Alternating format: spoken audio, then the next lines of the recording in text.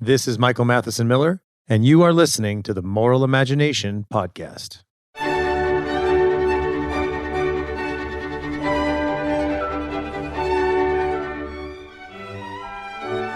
Thank you again for listening to the Moral Imagination Podcast. I'm delighted today to have two guests. My guests are Titus Techera, who is the founder and president of the American Cinema Foundation, joining me from Romania, and Professor Flagg Taylor, who's been on the show before. We had a podcast about the work of Václav Havel. He's a professor of political philosophy and politics at Skidmore University in New York, joining me from New York. So Titus and Flagg, thank you first for joining the podcast. Thanks very much for the invitation. It's lovely to be on. Yeah, I had a great time the first time around, so let's hope it goes as well this time. Good. You brought friends. So we have three, so we'll see. We'll have to be careful not to talk over each other. We'll see how that works. But so our theme today is a broad theme. It's on communism and film. And Flagg and you and I had talked about some of the plays of Václav Havel, and afterwards just talked about the work of Titus and some of your podcasts, and I'll put links to those. And we thought, let's do a longer discussion about communism and film, how the effects of totalitarianism on the human soul. And a lot of the themes that come through, there's a number of themes, everything from truth and lying to bravery, suicide, art and beauty, tenderness. And I think one thing that we see is there's a lot of films that deal with the problem of Nazi totalitarianism, but not so many films that are popular, that are broadly seen, that deal with communist totalitarianism. And so this is a little bit of a different group of films. So I'll just list out some of the films we'll probably end up discussing here are several. One is The Lives of Others by Florian Henckel von Donnersmarck, another Donnersmarck film called Never Look Away. Katyn, which is a Polish film about the murder of 12,000 Polish army officers by the Soviets in 1940. Cold War, which is another Polish film. Mr. Jones, which is about the Holodomor, the Ukrainian genocide under Stalin. And we'll talk maybe even also a little bit about Chernobyl, and then touch on perhaps a very different genre film about communism, the death of Stalin. So it's a broad area. But let's maybe begin with you, Titus. And you've been spending a lot of time, both of you. So maybe we start with Titus and Flagg. You could both answer this question. Why do you think these films are so very important? Why do you think people should watch them? And why do you think they matter in 2021? Michael, I have three basic answers to this question, which of course comes up a lot in our work at the foundation. We do a lot of college lecturing and podcasts on a regular basis, weekly. The first of them is that this is where mastery is in cinema. Aside from other things, the directors you mentioned, Donnersmarck, Andrzej Wajda, these are the masters. And that's always very relevant to a society. Where do you find great talent achieving something of lasting importance? And that brings me to the second matter. Somehow cinema transformed into national memory. Cinema used to have far different liberal themes of individuals fighting the system, gutsy people speaking truth to power or overcoming prejudice, and of course very lefty egalitarian politics. But somehow after the 90s, especially in Europe, but not exclusively, also in Asia, cinema turned around to national memory as the great theme of art. How can you recover the past, make sense of it, give a kind of political education to society, not in the sense of propaganda or partisanship, but in the sense of who are we as a community in the first place? Where do we come from? What have we been through? What are we going through? And then the third point I make about these kinds of movies, why are they relevant in our times especially? We're undergoing all sorts of political strife. And the first thing I see with people who are discovering it is that they're not prepared for political strife. They assume at some level that the world is nice, peaceful, or will be returning to that trouble is temporary and aberrant. Whereas this cinema tells us that tyranny is an ever-present danger, that decency and civilization are much more threatened than we wish to see. But they do it in movies, in the element of the beautiful, of the imagination. And therefore it's more bearable. There's not that much fear. And so I think it's very useful education. As people see these characters, they can say, I understand what happened to these people. I understand something about human nature that I didn't confront before. And therefore people will be able to deal with political strife in a liberal democratic society with pluralism, with all sorts of freedoms, and the hope that a decent life can simply be taken for granted. Okay, Flagg, how about you? Why do you think these films are so important for us to pay attention to? I agree with Titus, his 3 points. I guess I would just elaborate the third one very briefly, that the films put the viewer in a place where they kind of feel the weight of tyranny and moral responsibility. And so it's important that, people who have no direct experience of what it might have been like to live under an ideological tyranny, that can be captured by a skillful writer and director, and they can be transported into these dramatic and oppressive political and social circumstances, right? And kind of be made to wonder, how might I have responded to these circumstances? These are films, as Titus mentioned, by masters, and so the extent to which you watch these films and you really feel the weight of them. I mean, I rewatched some of them in anticipation of our conversation, and even though I've seen a bunch of them a bunch of times, you just still feel the weight when you watch them. You are drawn in emotionally, and in some of these films it can be exhausting in a kind of pleasant way, right? And so I don't know, they're just not that. I guess my final point is there's just not many films around today that do that make you feel their weight in the way that these films do. All right. Yeah, I think a couple things just responding to that. First of all, maybe the last point, the feeling of the weight is absolutely correct. I think they are exhausting to watch. They're serious. They're morally serious. And then, so that's, I think, the first. And the second is, and I'll go back to that, but the second is, it is mastery. I'll tell you, I've done documentary film and some other things. I mean, watching these filmmakers, especially Donnersmarck, it's absolute genius. Now, I'm going to give a couple warnings. I mean, these movies are not for children. Okay. And we'll talk about that as we go forward. I just want to say that in case you get excited right now to go watch the movie. They are not for children. These are very heavy movies in many ways. But I think one thing you said that's right is when you watch, say, Lives of Others or Never Look Away or Katyn, you're put inside the situation.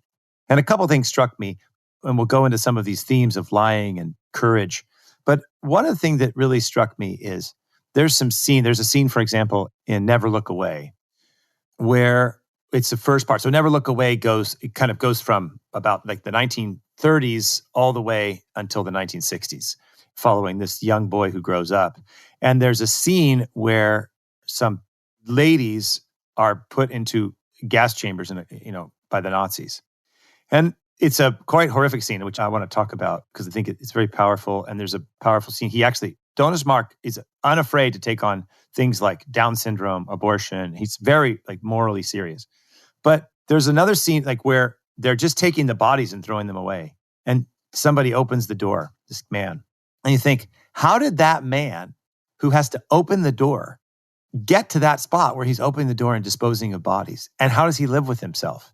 And then in Katyn, a similar scene where this Russian are executing the Polish soldiers. There's a moment you think, I would rather be dead than have to do that. And how did they get to that point? It pushes you into there's an era where everybody thinks, I've talked about this in the podcast before, everybody thinks, I would be the one to stand up to the Nazis or the communists. And that's just not true. And second of all, it puts you in a space where you see regular people are dealing with soul-crushing tyranny that's very powerful. And I think those films do that in a way that I've seen very few films that do that. I mean, there are others, but these films do that in a unique way. What do you think? I'll just say quickly, the last 15 minutes of Katyn, where you are taken and put inside the actual massacre of these Polish officers, I think it's the most disturbing scene in film. I probably haven't seen as many films as Titus, and so I would defer to his judgment. But and I don't mean disturbing in a kind of, oh, look at how ugly this is, you turn your head. I mean, sort of disturbing in that it forces you to confront in meticulous detail the reality of what the actual execution must have looked like. So I just wanted to note the power of that final scene. Yeah, I think that's right. Maybe let's just pause for 1 second. So let's spend some time on Katyn, and then we'll go to Lives of Others, and we'll go through and we'll weave back and forth. So for listeners who haven't seen these films, it's in one sense, it's going to be hard maybe to follow. But if you haven't seen this film, I still think it's worth listening. Maybe there'll be a couple spoiler alerts. But with Katyn, it's a story about something that happened. It's a story about the massacre of Polish soldiers in the forest in 1940 by the Soviets. And then stories of the human stories all around that. And then Lives of Others is the East German Stasi, the secret police, spying on a couple and how that affects. So even if you haven't watched the films, I think you can listen to this conversation because they actually go down to deep human questions about truth, about bravery, about courage, about our own moral weakness. And then I do encourage you to watch them. But again, I'm going to give caveats. They're very serious films, and they also have some warnings we'll go into talk about. But so Katyn is that story of the massacre of the Polish soldiers. And it's very interesting because it doesn't start with it, it ends with it. But it's a flashback to it because it's taking through the whole experience. And what struck me also in Katyn is the absolute challenge of truth-telling. And so maybe, I don't know, Titus or Flagg, you want to just give a quick overview of that film so I don't have to be doing all the talking. Do a quick overview of that film, and then let's go through some of the key things that it addresses and why it's so powerful at the end. Because the end is powerful. I think same thing with The Lives of Others. The end is so powerful because it's cinematic mastery, as Titus said.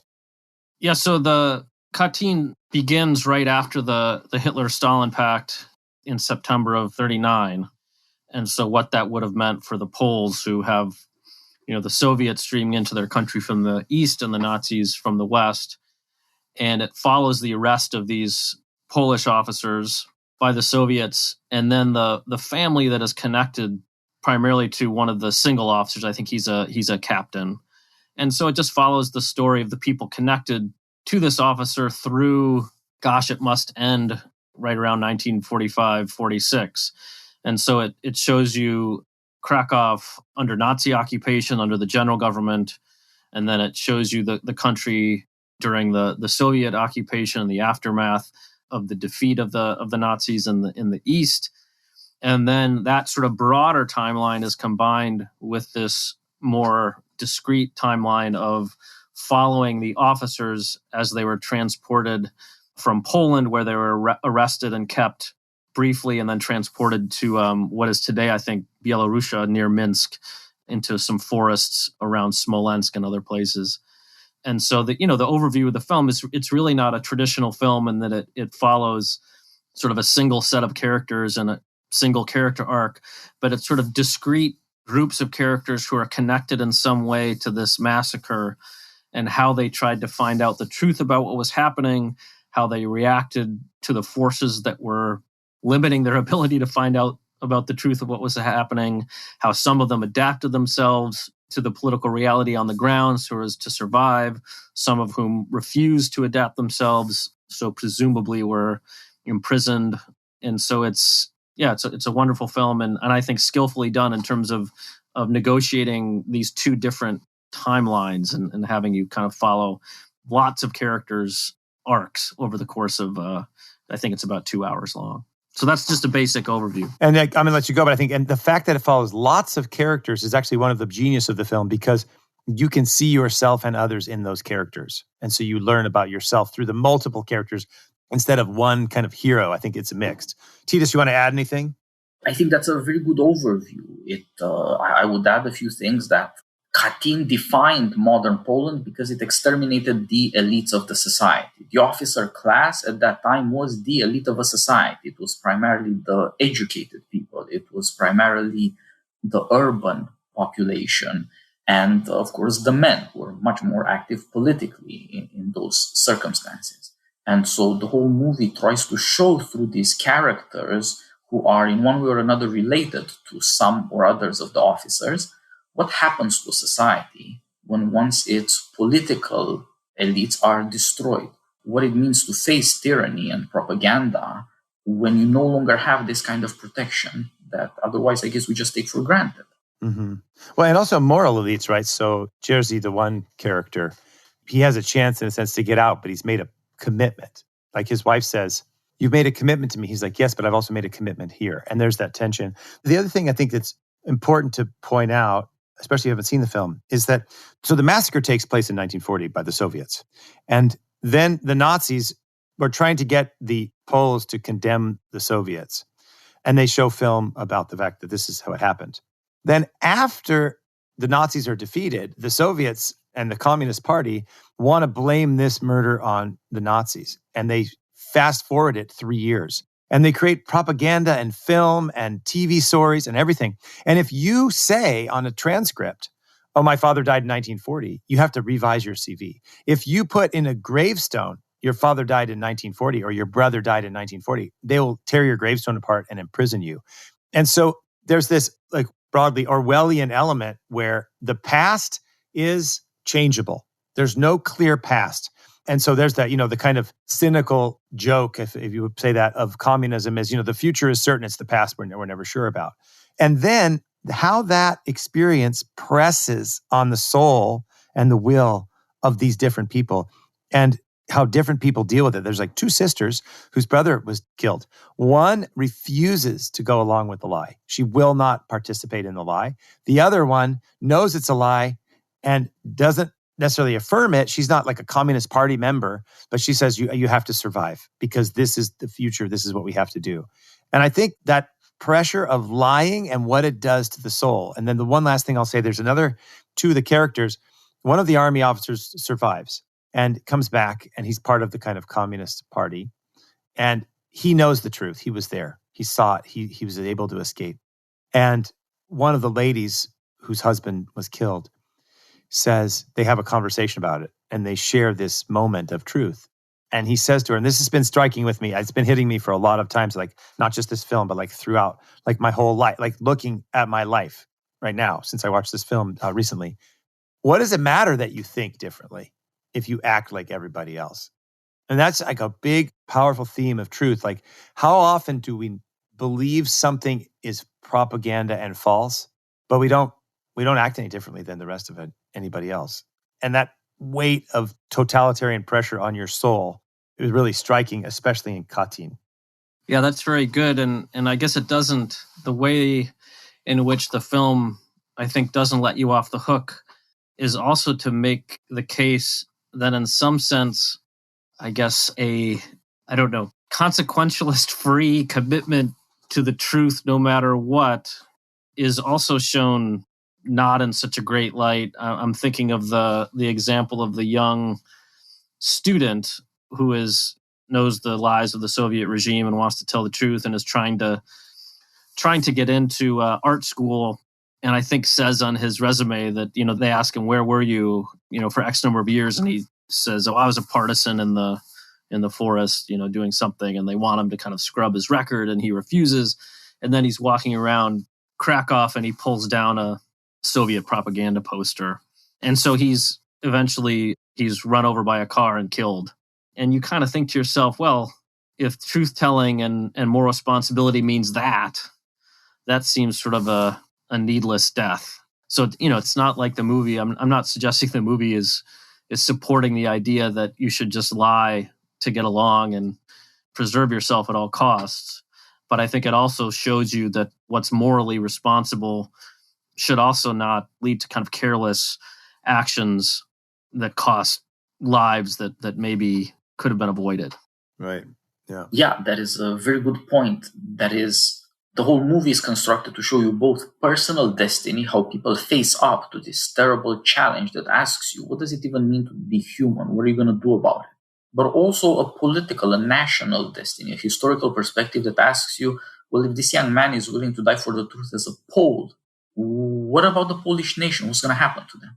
They couldn't all die for the sake of telling the truth, right? I mean, there would be no more nation. It would be suicidal. And so there has got to be a deeper understanding of things. That young man has a certain nobility, this youthful courage that takes all risks, but he doesn't have prudence. Now, my favorite scene in the film is a discreet, almost silent scene. People in this little room somewhere, they know that the Soviets are coming. And what they do is hide all the documents they can find and brick a door in the hope that that treasure of memory will be opened up, perhaps after their deaths. This is, of course, Poland. Poland, since the end of the 18th century, has been partitioned by European empires again and again and again. and nevertheless maintained a very powerful national spirit, a fighting spirit even, that only after, in between the two world wars, came to political independence, to some kind of political freedom, not being run by empires from foreign places anymore. And so you could say that in a way these people are prepared. They know what has to be done to survive when you're no longer politically free. And that determination, we might have to put up with tyranny for a generation, but we have to save everything we can about the truth, about who we are. That's how we, in this particular capacity, can contribute to our nation. That's a prudent thing to do. That's a daring thing to do. And it evinces this hope. Maybe it'll take a lifetime, but truth will out. Right. I think that's right. I think it's very powerful, that scene. And this idea that you just brought out so well, that there's a hope that truth will ultimately win out. And you see this even in, and we'll go to this later in more detail, but you see this in Never Look Away, where the bad character, you don't exactly know what's going to happen and you don't know how it's going to work out, but the fact that the truth will come back to him, even if the political establishment doesn't catch him, right? Even if the authorities don't catch him, it's that the truth comes at you and you can't escape the truth. And art actually plays a role, which is very interesting because in jumping to Never Look Away, he wants Wahrheit. What is art for? Wahrheit. It's for truth. Art is truth. And so, and we'll go into this in more detail, but at this one point where the horrific crimes of one of the characters are not manifested in the political courts, they're manifested in the art. And it's the art that even pierces him. This unpierceable, wicked character is pierced for his wickedness by art. So it's the art, the truth of art that comes out. And I think this actually goes to something you and I, Flagg, talked about. In Poland, you know, there's a scene in Katyn when I think it's Jagiellonian University, all the professors are rounded up. This is in Karol Wojtyła, John Paul II's life. He was a student there in Krakow when this happened. And he was part of this underground that was helping Jews escape, but also part of the theater, Polish theater, that was trying to keep Polish literature and theater alive, because art can be propaganda very easily. And we're going to talk about that. But art also has the place for the representation of truth. And that interesting point about the young man who rips down the sign, I mean, that's what I think we all want to be in a sense. And then you ask yourself, well, is that the right thing to do? And then if you're married with a family, can you just put in danger your life so that you can't provide for your wife and children, or your life and your children's lives by your act of so-called bravery? And then if you don't act brave over and over, do you ultimately become a coward? Do you become an accomplice? And the other thing that I'll say now that has struck me about all the films with totalitarianism is that totalitarianism is deeply connected to deceit. And in a sense, if I wanted to be a totalitarian and I said, okay, how am I going to run a long-term totalitarian plan? I would try to breed deceit and compromise slowly in all of the people. And Solzhenitsyn writes about this, that everyone was a liar. And when everyone's a liar, you just can't resist the tyranny. And the three of us talked about this before. There's an interesting quote by Jordan Peterson on lying that I think is very good. He says in 12 Rules for Life, and this is a paraphrase, something to the effect of, when you tell a lie, when you say something that you know is a lie against the truth, it weakens your character so that when adversity comes, you won't be able to stand it. And I think that's actually like quite a solid articulation of exactly the deceit and the forced compromise that comes along. And then like Flagg that you pointed out, well, okay, I should do something because I know it's wrong. So then you have a question of how do you interiorly resist while appearing to, in a sense, be part of the society? And then what's the line where you say no more? And here you have echoes of Viktor Frankl, of Solzhenitsyn, and Joseph Ratzinger, who talks about the rehabilitation of reason will take place from the martyrs who stood up to the lies. So there's all these roles in society, and I think all of the films bring you in so that they're not simple. They're not like, oh yeah, I would do it. Because again, this is actually related to a podcast I did on René Girard, but Girard has this is a simple summary, but if you think you would be the innocent one, it's a sign that you would actually participate in the evil scapegoating. And these films, as I like how you've said it, like they don't let you off the hook. There's not an easy out. And then they're pointing to these kind of, all the films are pointing to artistic expression as a means to truth and to escape propaganda. What do you think about this, Titus? What do you have to add? Do you think that's right? Yeah, I think that's a very good point. I think, of course, these are all movies. They were made by directors. Andrzej Wajda, who made Katyn, was born in 1926. He was a teenager when the terrible massacre and the awful lies and just the war occupation took place. He knew this from personal experience. And 70-something years later, he was still alive to make this movie. It was one of his last movies. And in his own lifetime, he got the chance to out the truth and to prove that in the order of things, tyranny eventually lost. And the things that art stands for, human decency and the human aspirations for greatness, can prevail. And Katyn, I think this is a very good way to move on to Never Look Away, shows you, as you pointed out, the Nazis and the Soviets fight a propaganda battle over the soul of the Polish nation. And that shows that maybe art could be used for very evil purposes, for propaganda, to beautify what is nothing but terror. Yes. But then art has this other power to reveal this truth, which is indeed, in a way, terrifying. But it is terrifying because we have to confront our own weaknesses. As both of you have been saying, when you watch these movies, you become a more serious person morally. You realize that it involves your soul, what you believe about being human, what you owe to other people, how you should behave. It's not merely entertainment. It's not merely fantasies. They touch your core. And therefore, art has a certain claim to teach us the truth about who we are as human beings, not merely the terrible things that history records for us, but why they happen, why we are the way we are, and how we might learn prudently to face even tyranny. And so I think that the use of art, the references to movies and to the other arts in Never Look Away, especially painting, and the painter as a truth teller for his people, point out that we need something we don't really have anymore. We have a lot of public discourse, we have social media, we have all sorts of things, but we do not have great artists that can force us, in the way these movies force us, to face who we really are. In a modest, but in a very real way and in a unique way, make us more human, more who we really are. Yeah, I would add, I think the main character, Kurt Barnard in Never Look Away, spends, most of the movie trying to figure out what art is for, and trying to find his voice and his perspective from which he wants to reveal things about the world to other people. When he's in East Germany, all art is supposed to be under this rubric of socialist realism and to reveal the truth about the greatness of the working class.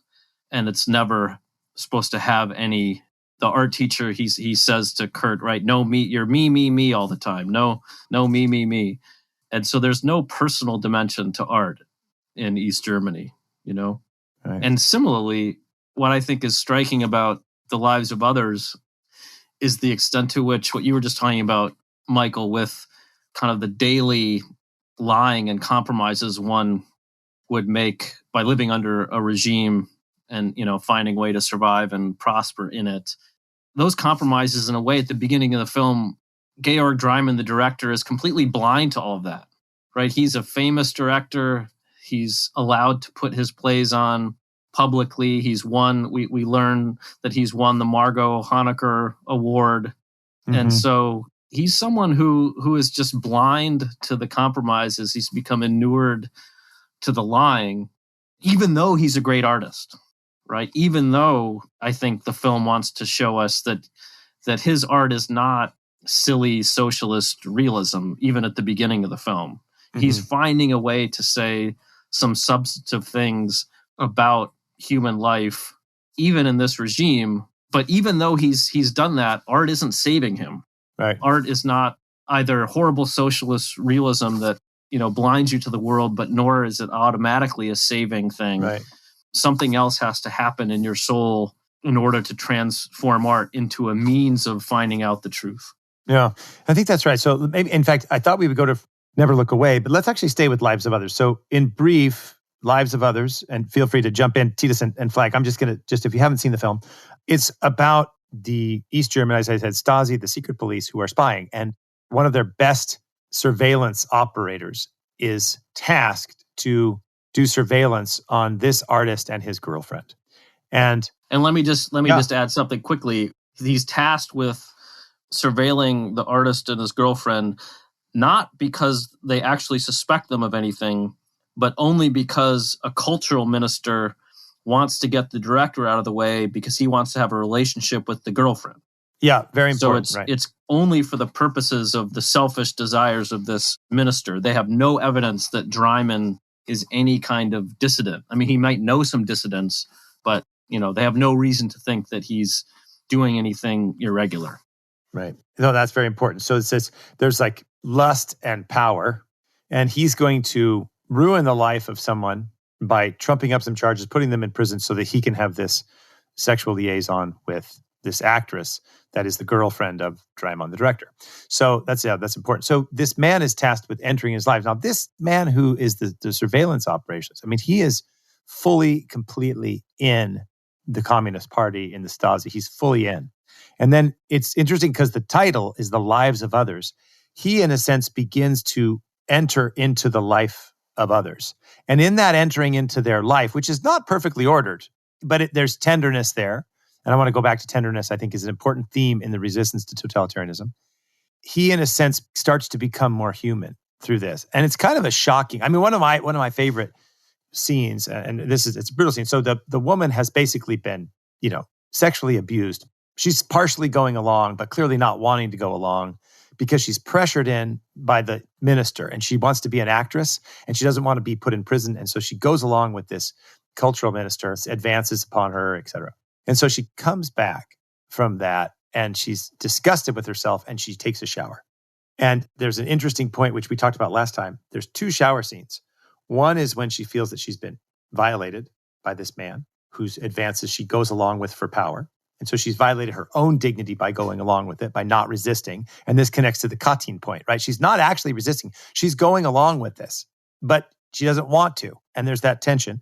And then later there's a sense when she betrays again to the shower. So there's this connection between this self-betrayal and the need for cleansing, right? It's almost baptismal in its imagery.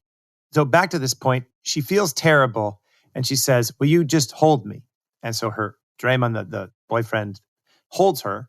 And at this moment, they go to the surveillance man and he's like kind of almost like holding himself because he's so fundamentally alone. And the fact that there's tenderness starts to open up this part of the story where he goes off. And so this is the story of this. This film is genius. Okay. Again, there's some scenes that one needs to be aware of. Like I wouldn't have my children watch this movie, but it's a genius movie. So that's the overlay and we'll go into some of it. But one of the key lines that you start to refer to, Flagg, is there's a point where Dreiman, the director, is given a gift, a sonata for a good man.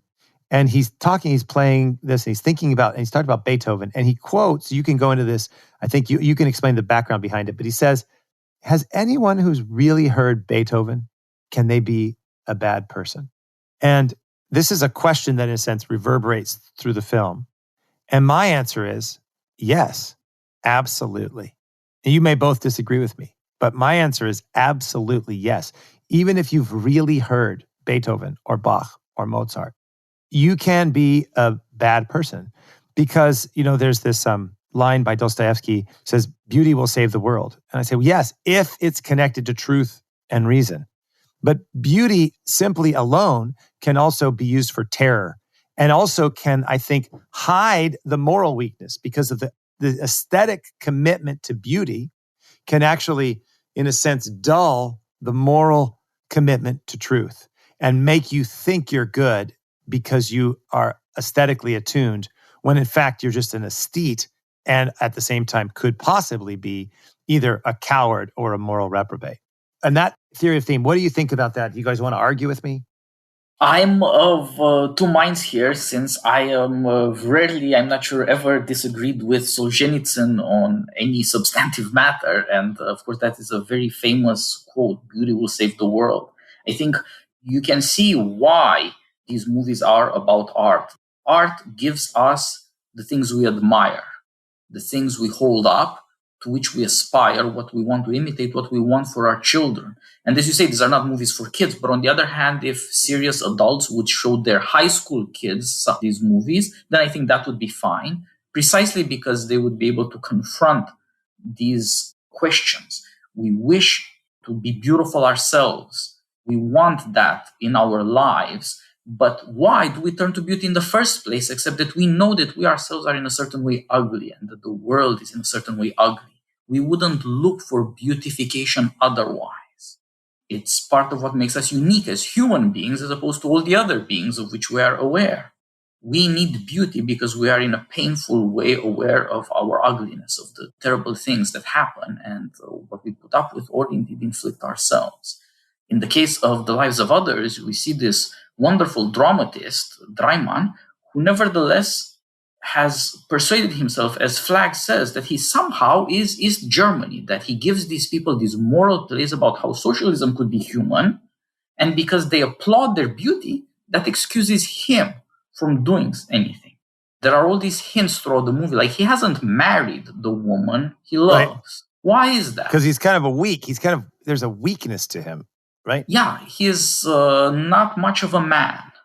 He learns throughout the movie that he has to be more daring and take certain risks, that he has to be morally active, largely because he is afraid of losing this woman and that he needs to protect her. That's what a man should be doing. That's what he has not been doing because he took for granted the power of fantasies, of beautiful images. But on the other hand, as he decides to become a man and an artist, to make a work of art that would be fitting human aspirations, then he does show that art inspires him. He's no longer creating fantasies for other people. Art now inspires him. It transforms his life. As one of my friends pointed out, there is a parallel to the woman's desire for cleansing, washing away sin, you could say. It is the artist's dryness. As he becomes morally compromised and lies to himself about it, he can no longer do anything. He has lost his inspiration. It is a certain moral daring that forces him to accept the reality of the political situation he's in and the duties incumbent on him that makes it possible for him again to write. And he doesn't get back to art. He gets first to reportage, to journalism, to mere honesty, you could say. Just the facts, man. There's something low about that. But also there is truth in it. There is less pretense. And there you see he begins to be not just a scintillating, elegant, interesting man. He begins to be a man, not a mere actor, that is. Mm-hmm. Yeah, I think that's right. And I guess I would also, just to respond to Michael's initial question about, art saving the world, just to remind the audience. So the initial idea for this film called The Lives of Others came from an anecdote that Maxim Gorky, the Soviet writer, tells about Lenin. Supposedly Lenin once uttered to a friend, if I keep listening to Beethoven's O Passionata, I won't be able to complete the revolution. Mm-hmm. And so Donnersmarck thought to himself, well, what if I force a Lenin type character, to listen to beautiful music? And Michael, I think you're correct that Donnersmarck does not mean to endorse that sentiment in any kind of simplistic way, that if you open yourself to beautiful music, you'll be morally improved and won't act tyrannically or unjustly. But I do think he might mean it in the sense that if you become open to beauty in art, maybe you'll become open to the idea that there is beauty in the world as it is, right? That if Beethoven is able to compose these beautiful Passionata, well, he must think there's beauty in the world somewhere. And if there's beauty in the world somewhere, maybe I should open myself up to it. And that's, in fact, what happens to the Stasi captain Wiesler in the film, mm-hmm. is that he doesn't, unlike Minister Hempf, he doesn't become open to lust. He has lust. He becomes open to the idea that people might fall in love with one another and dedicate themselves to one another. So as I often say to my students when we watch this film, Wiesler watches Dreimann's love for Christa Maria and her love for him, and he kind of falls in love with them being in love. Mm-hmm. It's not like he lusts after Christa Maria. He's not jealous. He sees them in love, and he's just never seen it or considered it before, and that's what strikes him as so new and wonderful about the world. And so it's sort of beauty in that sense, I think, that can transform people, not in the sense of a painting or a piece of music. There's a lot that you said there. I think it's really important. It makes me think of a couple of things. So one is Dietrich von Hildebrand makes these distinctions between, I've talked about this before actually on a podcast on beauty with David Clayton, where he makes this distinction between the subjectively satisfying, the genuinely beneficial, and then intrinsic value. And I do not think that the Dostoevsky line, beauty will save the world, I'm not saying Dostoevsky actually means that either, for the record. I'm saying that the simple interpretation is like, oh, beauty is going to solve our problem, I think is wrong.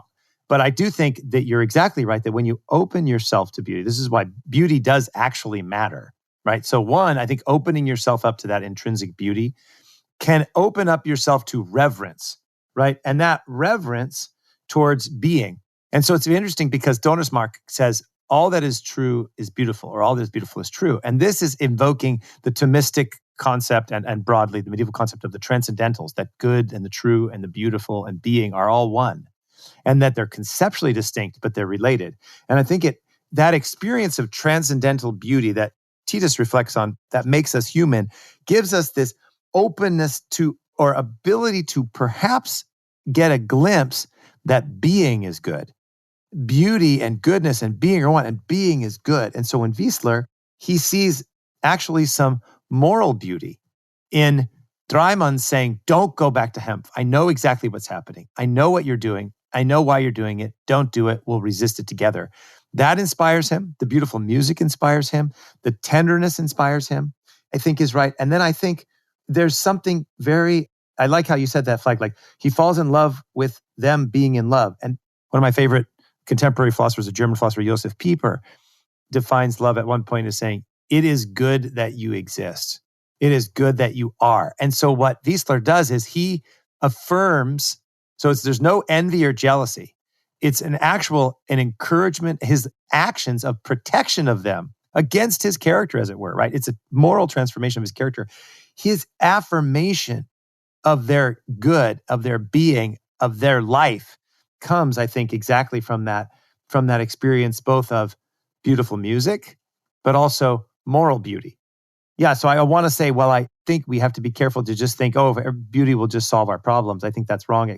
Beauty can also lead us into self-absorption. I mean, I think this is like the picture of Dorian Gray, kind of deals with this question, as do many other things. But I agree with you. I think that's an important point. Titus, you want to jump in? You want to? Yeah, I would. So maybe we can get a bit into this character, the Stasi security police man who turns out not to be evil after all. He has done evil things in serving a tyranny, but in a strange way, he did it out of moral seriousness. We see throughout the story that he never takes personal advantages, that he lives a life of austerity largely, and that he despises the fact that the regime has become corrupt. Mm-hmm. People are neither very serious about doing their jobs, nor do they have much shame about abusing their privileges for private advantage. Communism is hollowed out. And this disappointment prepares him in a negative way for something else. And this is the odd wisdom of the story. Donnersmarck tells us that this man, Wiesler, he is tasked with something that, should be illegal, an invasion of privacy. And it is done for a corrupt purpose, to destroy the love between these two people so that a man can have this woman as a slave. Right. And this attempted corruption turns into another kind of corruption. The Stasi man himself is corrupted by what? By love, as Flagg says.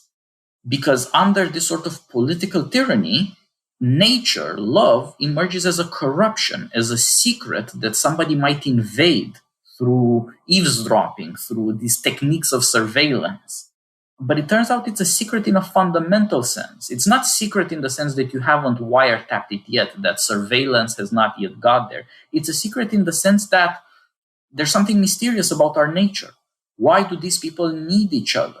They're not just a stage director, writer, and his actress, his muse, you can say. It's not simply about their fame or their success. Wiesler learns to see how much they suffer, the extent to which before each other they don't hide. They realize their weaknesses and their need for each other. And so as he sees the beauty, he also sees the fragility of love. And in that, he can see that it is genuine. Mm-hmm. That is to say, it's not merely for public consumption. It's not merely for the press or for the propaganda of the party either.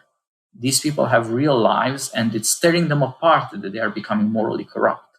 Yeah. And when he sees that they are willing, that their love is stronger than their fear, than their belonging to the party, than tyranny, he knows that there is one true thing in this world. There is something to human nature that cannot be exterminated by tyranny. Somewhere where you might not be looking secretly, people will naturally fall in love. I think that's beautifully said. I think it's important. It reminds me of something, I don't know if I've talked about this before in the podcast, but I've maybe talked to you, Flagg, about it, is that I find, I need to write this up as an essay, but I have this, this essay that somewhere needs to be written. It's going to be written, where I was struck by an overlap between Karol Wojtyła, that's John Paul II, in his Love and Responsibility, and George Orwell in his 1984. And that tenderness is a response or act of resistance towards totalitarianism. So I've mentioned tenderness a couple of times. So maybe we'll go into that right now because, Titus, you bring this up. So in the beginning of 1984, when Winston and Julia meet, they have a sexual liaison. And it's very raw. It's like very kind of raw libertarian. We're just going to go against the big brother and the state, and we're going to do this. And in a sense, like the state knows, right? But they're not a threat to the state. It's not a problem. So it's a fake resistance. And the state's fine with fake resistance because there's no love, there's no tenderness, there's objectification of each other, right? And communist totalitarian state objectifies each person as a cog.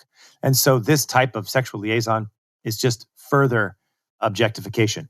But as their relationship matures and becomes tender, where there's actual privacy and love and care for one another in this sense of willing the other person's good, then it becomes a threat.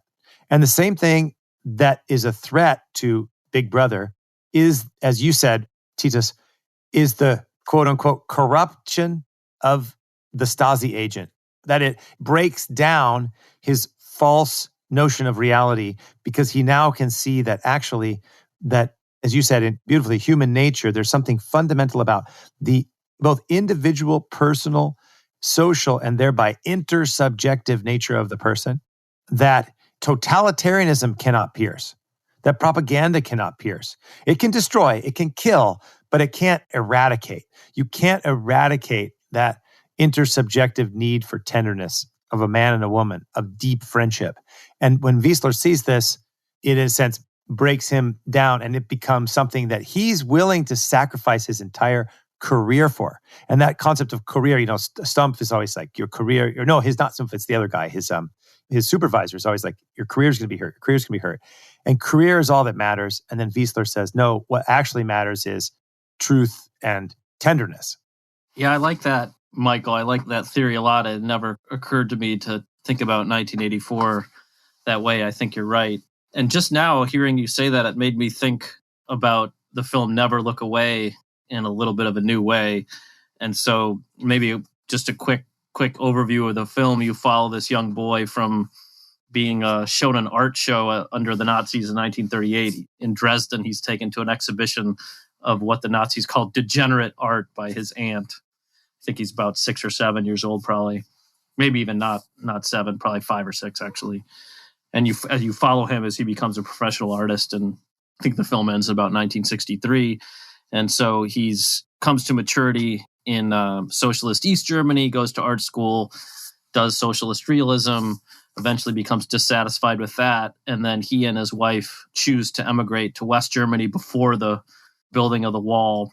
And he's navigates trying to find his voice and his art in the sort of chaotic, creative, open West, which poses some parallel kind of challenges to the challenges that were presented to him in the East. But so that's the overview film. But what made me, your point about tenderness is important because one of the brilliant things that Donnersmarck does, I think, in Never Look Away is this main character, Kurt.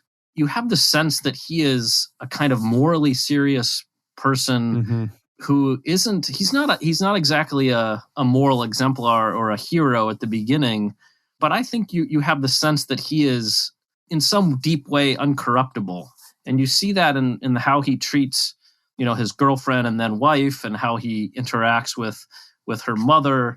He just shows so much tenderness to her, and the way he treats his friends. You're given this sense that this is a guy who you don't have to worry too much about. Like, he's going to find his way in the world eventually. And he stands in stark contrast, obviously, to his wife's father, who is this doctor who has participated in the Nazi eugenic programs, and then, for reasons we can talk about later, has found a way into the higher echelons of the medical profession in East Germany, right? He's this guy who's one of these slithery characters who finds his way up on top, and no matter what regime he's in. And really wicked too. I mean, he's wicked in this way that, he's not a Marvel character bad guy. He's much, much, much worse. Right. With refinement and professionalism. It's like C.S. Lewis has this line about sometimes the worst people have perfectly clean nails, and it's actually that resistance to the sense of, can you listen to Beethoven? He's incredibly refined, incredibly educated, lives in a beautiful home, appreciates the fine things in life, meals and dinner and travel, and yet is utterly wicked to his core. Right. So that's great. I just wanted to make the point about, try to connect your point about tenderness to something about the main character, Kurt, in Never Look Away. There's just sort of an underlying moral decency that comes out in the way that he treats people. And he can't quite find himself as far as his art until the end of the film. But nonetheless, I don't think he ever loses his way or is sort of tempted into doing anything destructive. So it just struck me as really wonderful when you talked about your Orwell point. Yeah, that's a very good point. Both The Lives of Others and Never Look Away are made by Donnersmarck, and there are reflections on art and tyranny, on what makes us human and what we want out of other people. And in Never Look Away, however, everything is so much more personal. As you say, it's the story of this man and his father-in-law. And the father-in-law is indeed a remarkably evil man. The one remarkable thing about him is that he must have been born into the Wilhelmine Reich before the Great War. He lived through the Weimar Republic in the 20s and 30s. Then he served the Nazis with some measure of enthusiasm. Then he served the Soviet communism, another tyranny. And then he escapes into West Germany. And he does well wherever. Democracy, tyranny, Nazi, communist, capitalist, he'll do fine wherever. Why? Because he's a doctor.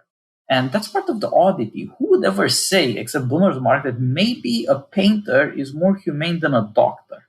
But of course, in the 20th century, this became very plausible, since doctors were involved in the horrors of all the tyrannies that spawned that horrible century. And therefore, it brings up this question. Somebody who has power over your life like a doctor has, what if he's not a good person? The power he has is an old Socratic argument. The best doctor is, by definition, the best poisoner. And what makes the difference between life and death will be your trust and that man's character, not whether his technology is up to snuff. That's right. And so, Flagg, you're right. There's a contradistinction between this man's expertise, his science, that makes him so important in society, and on the other hand, the painter who has only a kind of moral conviction, who is naturally good. It's not because he is a hero or a savior or a man of great achievement or importance. It's because he doesn't hurt people. Right. And he tries to be, as you said, tender, sparing wherever he can be. And finding himself as an artist, achieving a mastery comparable to this Dr. Evil person's, it takes him the entire movie. But on the other hand, finding his moral core, that is never in question for him. Mm-hmm. And so the great tension in Never Look Away is between this young man's moral certainty and, on the other hand, the difficulty of dealing with a world that is so full of wickedness, where politics will, one way or another, bend any effort he makes at telling the truth through art. That is his lifelong mission, to tell the truth through painting. And it's partly based on a real painter. It uses as much as possible historical realities. Even this story of a young artist who goes through all these tyrannies and ends up in capitalism and with some freedom, at least he's not afraid for his life, that's true. that really did happen to Richter, on whom the story is based. Who's it based on? Gerhard Richter. Okay. And the style of painting is taken from that too. Okay. So, as always, very important to realize that this is a real story because it stretches plausibility, but it is nevertheless fundamentally revealing. Yeah. With this young man, you see an attempt to figure out whether human nature could at all speak to that natural goodness that he knows from childhood, or whether it will always be warped. Flagg suggested this already. Under communism, being human is simply reduced to what Marx calls the species being. Yep. You exist to serve the collective. That is where your dignity can be found. You are not by yourself anything. But then he gets into capitalism where none of that collectivism, none of that tyranny obtains. And he finds that in a way it's even worse for artists. Because in communism, you know you have an enemy, the state. Whereas in capitalism, there's just absolutely no seriousness. And everybody's a poser. Everybody's trying to find a new trend. Everybody's silly. Yeah. And then it's no longer even clear where is the enemy? What is the problem? And so you could see, in under communism, the true artist will be killed. Under capitalism, he will be laughed out of existence. And dealing with these terrible plights for art is very, very difficult. And you see, Donnersmarck he understands very well the difference between tyranny and freedom, but he also understands that it's not the same as the difference between truth and lies. In our democratic world, we lie to ourselves. Right. Well, you said so many important things there. I have notes because I hope to go back to some of them. I would say your point about the truth and lies and about the distinction in art. I mean, he has this whole thing that he goes through. But there's one other thing I'm trying to think. The first thing you said, I'm looking at my notes here. Your point about his tenderness, his moral element, and part of that is also actually the care by his aunt, Elizabeth, who is careful to him and tender to him. Now, this is part of giving away certain things, but she has some mental instability. But she's also very sweet, very kind. And when her mother and aunt take her to a psychiatrist to help her, the psychiatrist, who's a Nazi, reports her, and then she becomes part of the eugenics program because they don't want to pass on her genes, right? So they're always focused on like how to have the purest kind of, Aryan. And so she's actually sterilized and she's killed. And in one of the most powerful scenes of the film that I referred to earlier, all these young ladies with tattoos are brought into a room and are stripped and are walked into a gas chamber. And here, I actually want to address, I'm going to put it here for a second. I want to address, I think, some of the problems with the film, with the use of nudity. But here, there's the use of nudity, which is quite overwhelming because all these women are put into a gas chamber and it's so absolutely horrific. And there's a moment that is also very powerful, I think, for our modern times, that Donnersmarck has a little girl who has Down syndrome, or younger lady who has Down syndrome, looks to the nurse who's clean and perfect and says, "I like you." And the nurse looks at her in quote unquote kindness and says, "I like you too." And then instead of getting a shower, she's gassed to death. And Donnersmarck deals with the problem there of Down syndrome, and that what we have today in our eradication of children with Down syndrome is part of the eugenic tradition from the United States and from Nazi Germany of the 20th century. And he doesn't run away from that. And it's very powerful, but also that the young aunt in early 20s, who's so tender and kind to Kurt, the main character, she's just a little unstable. She's like, I just don't think clearly all the time. And she's eradicated, right? As if she's nothing. And I think this goes back to this point you make.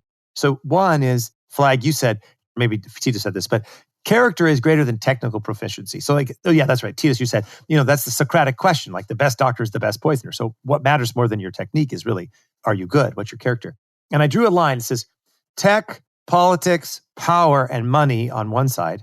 And the other side is truth, beauty, tenderness, moral seriousness, justice, and poverty.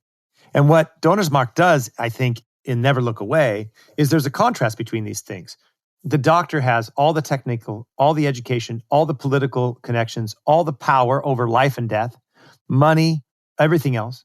But Kurt has a commitment to truth, to beauty, tenderness, and will undergo poverty in order to get that.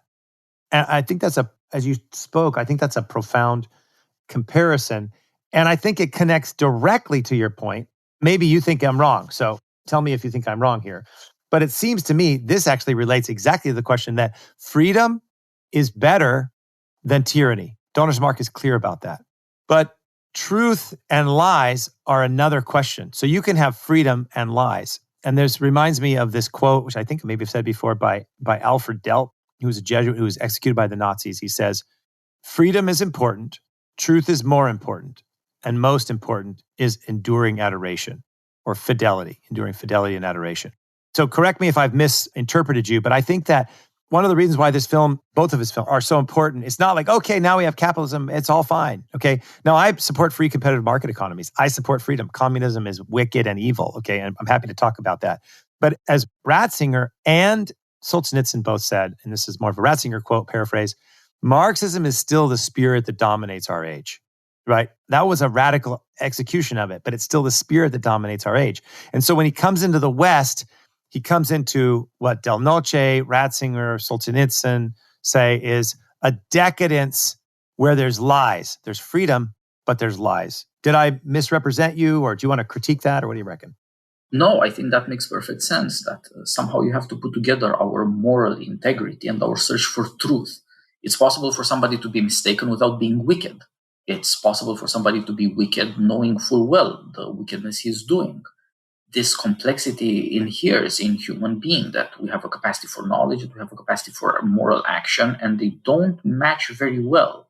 Or else our politics would simply be, nice. There would be no terrible things for artists to deal with, because we ourselves would have no terrible problems. But so the question is how we're going to arrange this complexity of knowledge and morality that defines who we are. We find that whenever we try to reach for one, we somehow lose touch of the other. Nobody believes, even in our society, that if you find somebody who is the best scientist of whatever kind, he must be the most moral person also.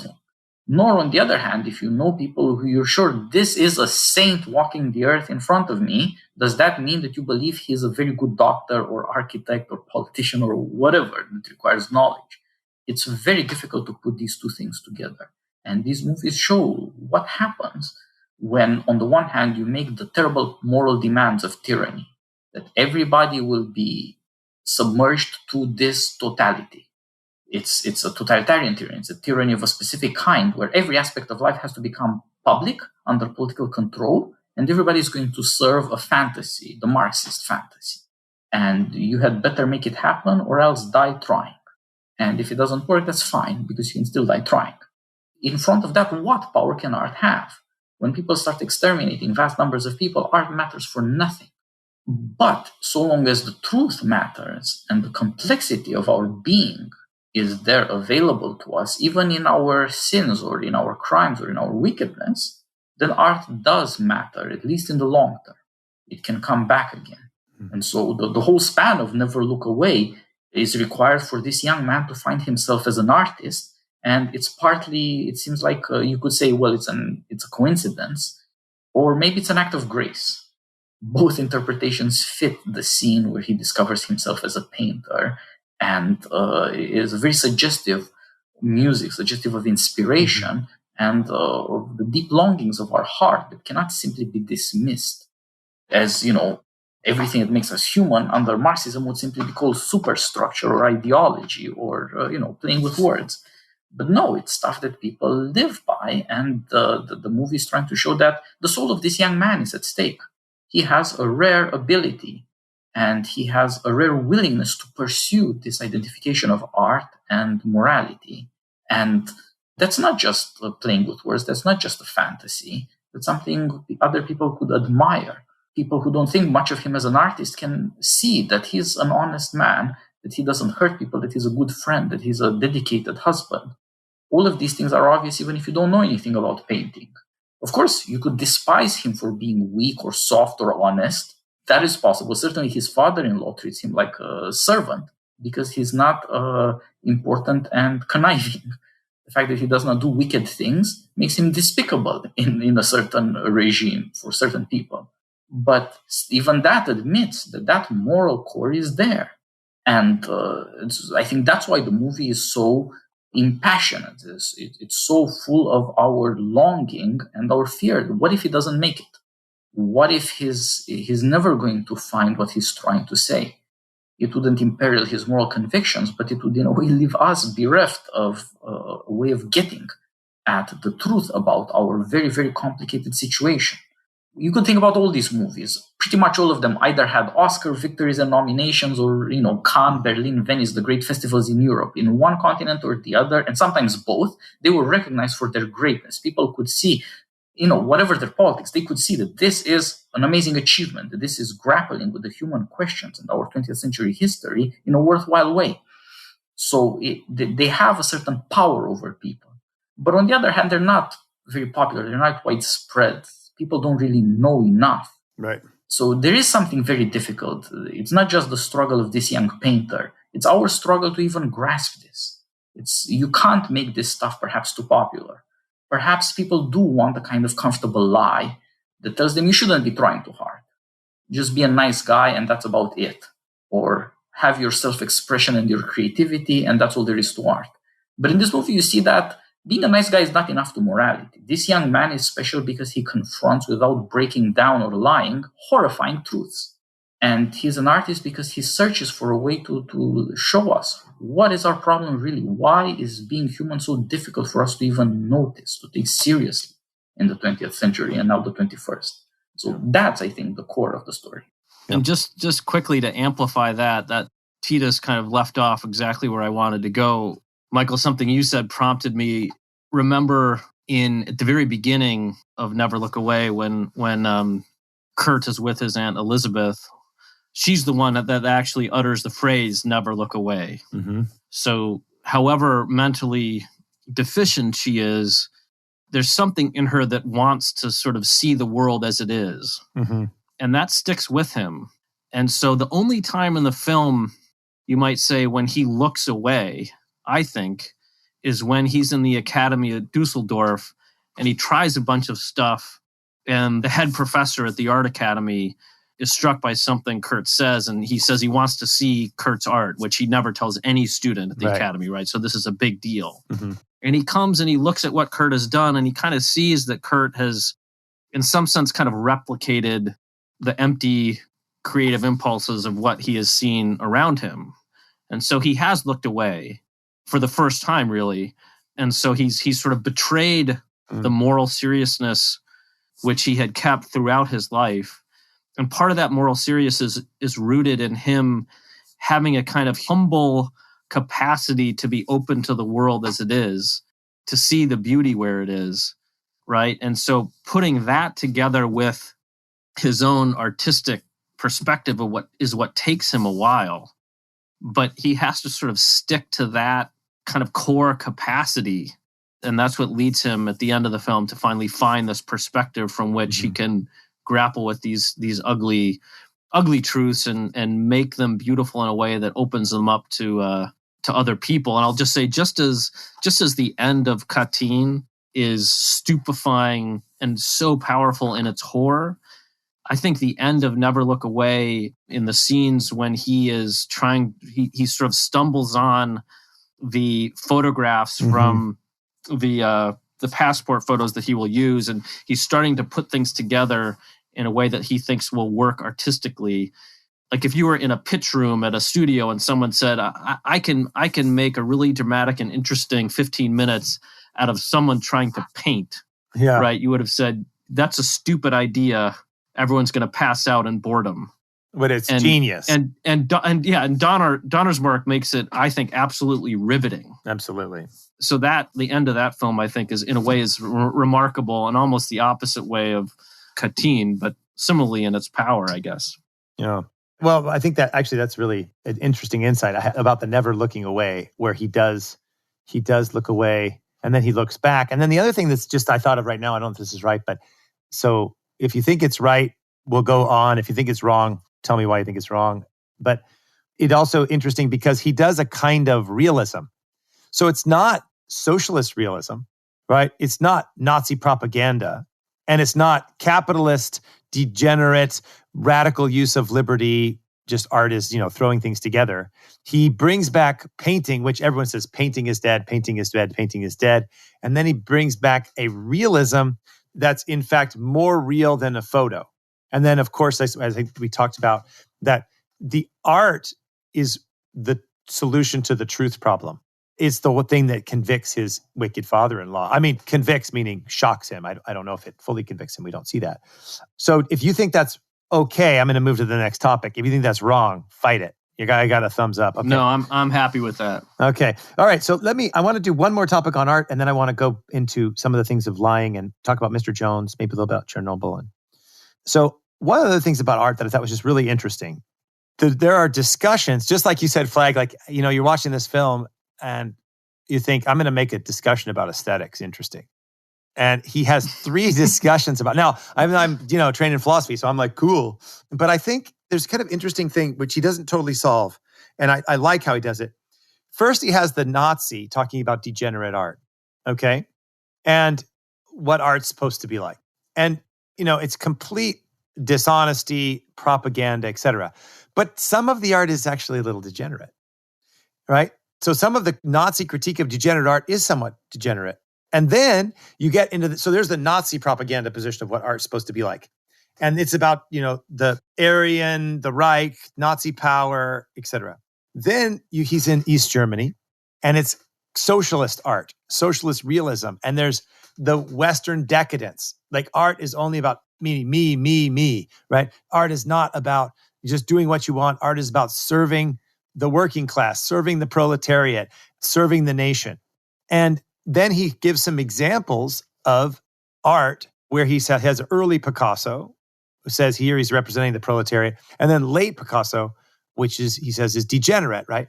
Well, I would actually agree that later Picasso is deeply problematic because it's an objectification and it's like looking at the parts of a woman. And I don't know if either of you read Ian McGilchrist, but Ian McGilchrist wrote a fantastic book called The Master and Its Emissary. And in The Master's Emissary, he actually describes Picasso's art as left hemisphere dominated art because it's not holistic. It's focused on the person. I mean, on parts of the person. It's disordered. Now, and there's, many reasons why this may be the case. I mean, part of it is even his painting of women and prostitutes. I mean, he also visited prostitutes. So his use of women, in a sense, distorts his view of reality. So you could say, I don't know if I've ever agreed with a communist in my life. And here I am saying, well, yeah, he's partially right. Okay. But now what's the purpose of art? The purpose of art is the nation, communism, the working class.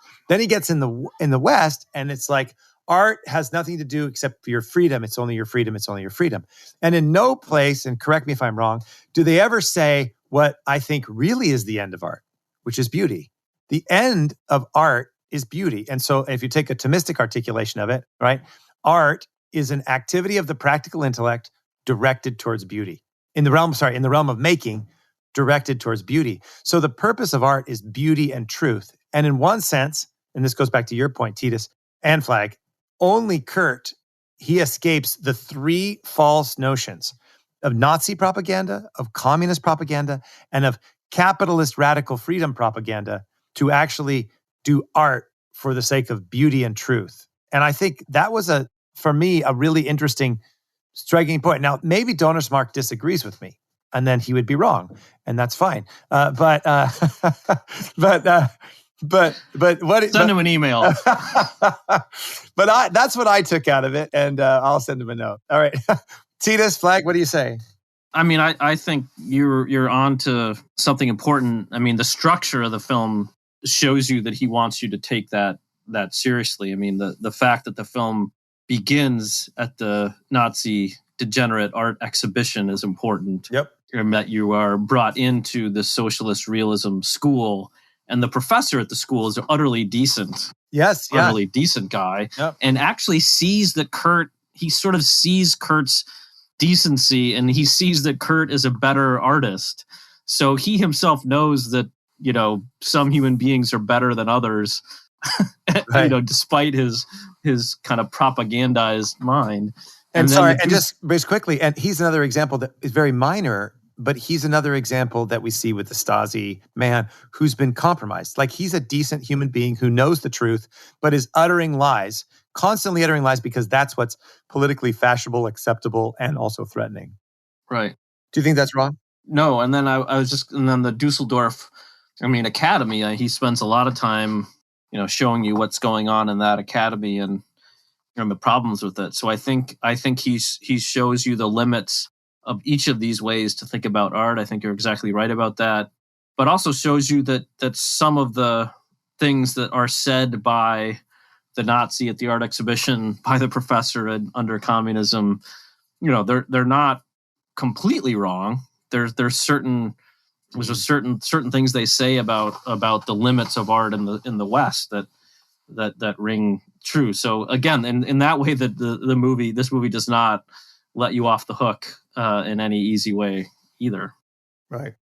Here's a dangerous thought that I think goes together with what both of you have said before. If you look at the negative side of the three portrayals of regime, Nazi, communist, democratic, they're all right as far as the negative side goes. Mm-hmm. The Nazi attack on degenerate art is not wrong in its negative side. Its positive side is wrong. So also with the socialist realism. What the Nazis get right is that reducing mankind to monstrosity in the way in which early 20th century degenerate art did is a fundamental lie. Now, what they wanted out of art is wrong, but what they hated, another fundamental lie. Exactly.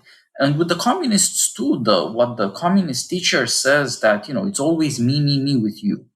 That's true. There is something wrong with this extreme of individualism, as though you have no relationship with other people. Whereas, how am I a writer if there is no audience? How is that person an artist if he has no audience? There must be some kind of community, some kind of partnership in the good, the just, and the beautiful.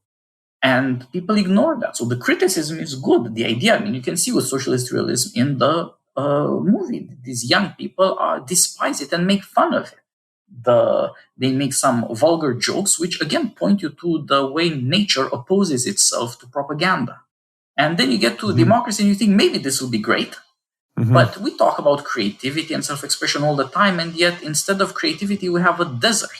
Yep. How can that be? Well, these young people are right in their criticism. Painting is dead.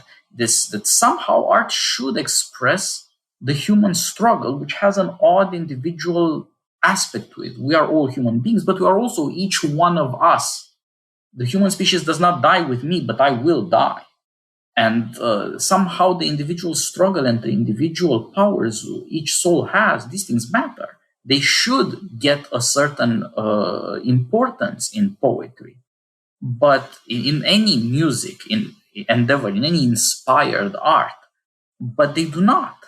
And so in their criticism, they're right. It's just that none of them have any ideas about what to do. Mm-hmm. The young man in the movie is not going to be the great painter, somebody whose fame will outshine Picasso or anybody's, but he has seen that each of these three ideas gets something right, but when it tries to act is very, very wrong. Yep. And perhaps the point is, as you were saying, Michael, let's remember what Thomas and what Aristotle say. The imitative arts are a kind of making. They are not a doing. They are not moral activities or political activities primarily. They are makings of things. Your hopes from them should be somewhat more modest. The Nazis expect too much out of art. You're not going to create a race of super warrior Aryans by propaganda. And the communists as well, you're not going to get the worker bees, working class of communism through propaganda. People are just going to know it's a lie. But the capitalists are also deluded. You're not going to get a race of self-expressive, self-creating individuals. This is just not going to happen. Your hopes should be much more modest if you want to achieve something much higher, which is truth. Can I add something quickly, just a related theme that will bring in the lives of others? Mm-hmm. Titus, you raised this important question of the relationship between the artist and his or her audience.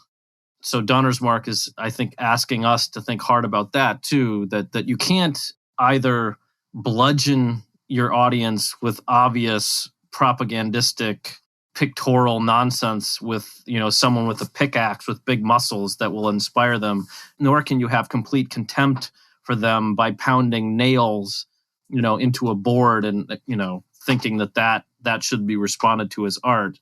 And so the lives of others, back to that movie, right, shows you what happens when artists think that they don't have an audience at all, right? So you have Krista Maria who commits suicide basically because she fears having a life where she wouldn't be allowed on the stage to perform. And you have Albert Yerska, the director, who is not allowed to have his plays produced. And he says, what am I, a director without a stage? I'm like a miller, right? Without corn. And, he commits suicide. So if you take, it's almost like Donnersmarck is saying, if you take the relationship between artist and audience seriously, then you have the beginning of a proper understanding of art. You have to start there.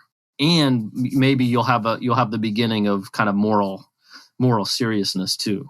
Yeah, it's interesting. Just one last thing about the art before we move on. I think we actually want to talk about suicide, and I know we're looking at time for you, Flagg.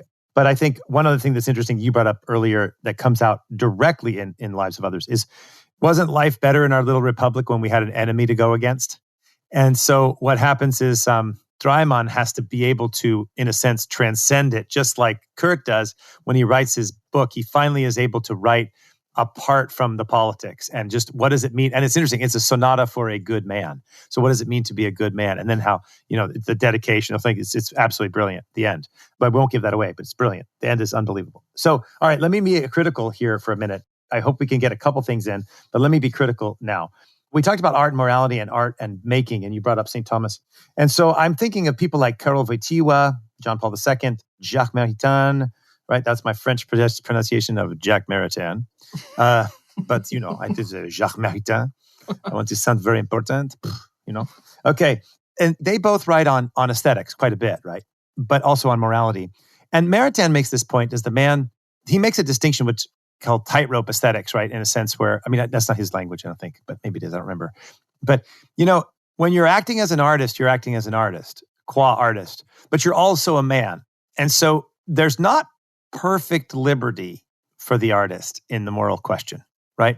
And so how do we think about art and morality as a question? So I'm going to do a critique of Donnersmarck. Now, first I want to say, if I haven't said this already, the cinematography and the direction, the use of light, the soundtracks, some of the shots are, for me, the most beautiful sections in film I've ever seen in my life.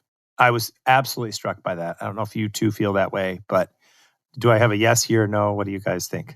So, to my knowledge, there are two masters alive now. One of them is the great Hong Kong director Wong Kar-wai, a poet of love in our times who is simply unequaled. And the other one is Donnersmarck, who unfortunately has only made these two movies. Can you tell us some of the what's the Hong Kong director's movies? What are some of those? Yeah, I'll put links up in the show notes. Wong Kar-wai is the guy who made In the Mood for Love.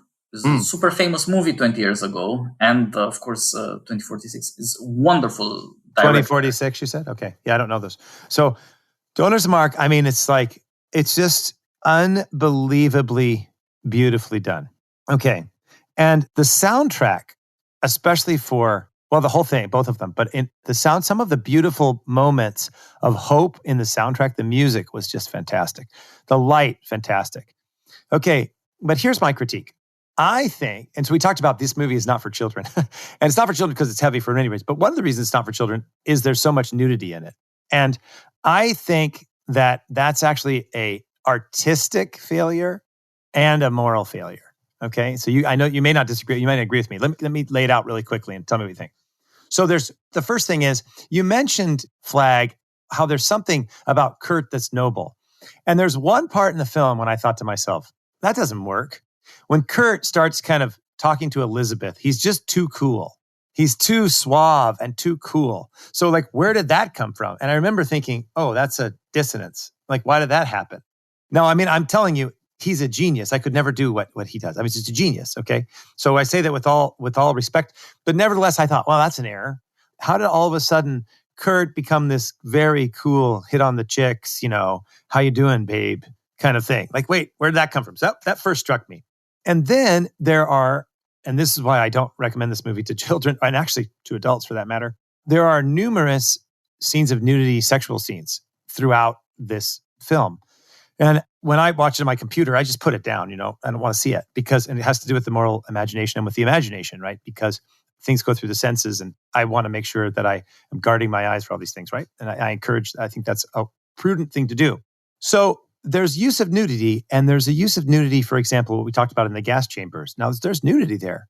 And there's a couple parts of nudity which are full nudity, where one could argue, and I think you might, Titus, argue this, that, well, he's kind of showing something of mystery or beauty or innocence or the horror of the gas chambers. But yet the multiple sexual scenes, I would argue, are a failure of tenderness. And if you take it from like Wojtyła, for example, this sense of shame and the private, one could show in film private tenderness, which he does a couple times, without sexuality and nudity. And I think he fails in that area. And I'll tell you what I think, how I thought about it. You know the line in Katyn, which I said earlier, where he says, what does it matter that you think differently if you act the same as everybody else? And I could argue maybe that, or maybe a Delnocian critique, that in the excessive use of nudity in Never Look Away, it breaks down the barriers of shame and buys into this /Puritan pornography position. Because as Pieper, I think, points out beautifully, the Puritanism and pornography are two sides of the same coin that don't love the flesh. They despise the flesh. And it takes this and it breaks through this wall and reveals tenderness in a way that actually appropriates a Marxist objectification of the person. So like Del Noce says, in the West, communism or Marxism, he says, realized itself in the West, and so it didn't need to succeed in the East. And part of that became liberation and sexual liberation. And I think Donnersmarck actually undermines the tenderness elements by shameless use of nudity, which I don't only think is a moral problem because it's not morally good for the viewer to watch it. It's not morally good for the actors to do it. It's objectifying, but it's also a failure that it breaks through the lens, as it were, the private and the tender, and exposes it in a shameless manner. And so I think that's his great weakness as a film, using kind of lines from Maritain and from Wojtyła as tools of analysis. What do you think? I think that's a very serious criticism. I disagree with you in part, but I agree in part. I think that the moral point you make is good and sound. I don't know how exactly people could disagree with this. I mean, I know there are many people who disagree with this opinion, but I don't know how they could do it seriously. People unseriously can say many things and believe many things. But I disagree with you on the artistic side. I think that all artists have to have an audience. That is to say, they have to reflect, first of all, on the people they are dealing with. In another century or in another regime, people would have a sense of shame that would not only not require Donnersmarck to make movies as he does, but wouldn't even permit it. So his movies would not have been possible in the 20s or 40s or whatever. Right. It just would not have been allowed. And also it would not have been necessary. But I would say that nowadays that they are allowed, they have also become necessary. That his audience, and indeed most audiences, you don't have to go to watch art movies or whatever, they have been hurt by shamelessness. They have been robbed of innocence by everything from advertising to pornography. And these days it's getting harder and harder to tell the difference. Who is going to help all those people recover anything of innocence? People like Donnersmarck will. They see that, yes, this troubling shamelessness has become universal. But if it were properly understood, then people would see that they are wounded in a way and that they need to be made whole again, that they should restore their moral integrity. And, the nudity in the movies suggests innocence and the fragility of human being, how easily people are wounded. And, the more you think about it, I think the more shocking it becomes that, as you say, you see nudity in the beginning, to speak, let us not spoil the plot, but just the beginning of Never Look Away. There, in the first act, there is the scene of nudity when the Nazis exterminate people, where you see this is what people are like. Right. In a way, they are just bodies, they can be destroyed. That fragility is heartbreaking and undeniable. Yeah. But then before that, there's also the nudity of the crazy girl. There you see this strange sense. This girl is crazy. And in a way, it makes her shameless. But she's not a wicked person. Mm-hmm. She's just not morally competent, exactly. Right. And that is partly a suggestion about what world we are actually living in, what has happened to people. And we could talk about the other scenes, but we can't go through the movie now. I think the point Donnersmarck is trying to make is that the society we live in now that sense of shame has been thrown out of its authoritative and rightful position. Decency comes upon us as a shock.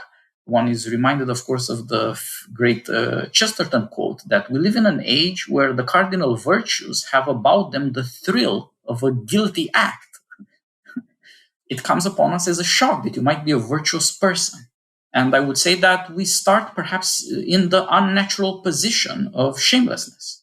Mm-hmm. But nevertheless, an artist will have to deal with his audience where they start and bring them along to a more serious moral position. One could say that as the instances of nudity go on through the movie, at the end of it, you see, on the one hand, the fruition of art, this great effort, but on the other hand, fruition in the natural sense. Mm-hmm. That insofar as beauty is tied up with human love, it leads naturally to procreation. It's a rare achievement of art and pro-life in a movie. Mm-hmm. I don't think this is necessarily a decisive argument, but I think this is the intention of the artist. Just a couple of quick comments and Flagg, jump in. I think you're absolutely right about the problem of shamelessness. And I think one of the things that is actually beautiful about the film is this question. I mean, he takes on abortion, sex, and life in a very profound way, almost like 19, where there's an increase in tenderness, and the connection to birth and to babies and marriage and love is very powerful. I would just say, to reiterate the point, that I think, unfortunately, because we're hurt by shamelessness, I think that while the first scenes of nudity, I think, are fit with the film, the continued later scenes of intimacy, we just disagree. But I would argue that it actually, because we live in a culture of shamelessness, it further contributes to that, because the shameless person can't experience the intimate shamelessness, right? So naked without shame, if you're actually voyeuristically looking at it. And so I think it undermines it. But I understand where you're going. We disagree. It's good to have disagreement. But I mean, I do think your point about shame is good. So Flagg, before you jump off here, and thanks again for your time, any last parting comment that you think you want the listeners to hear, or that's so important about these films?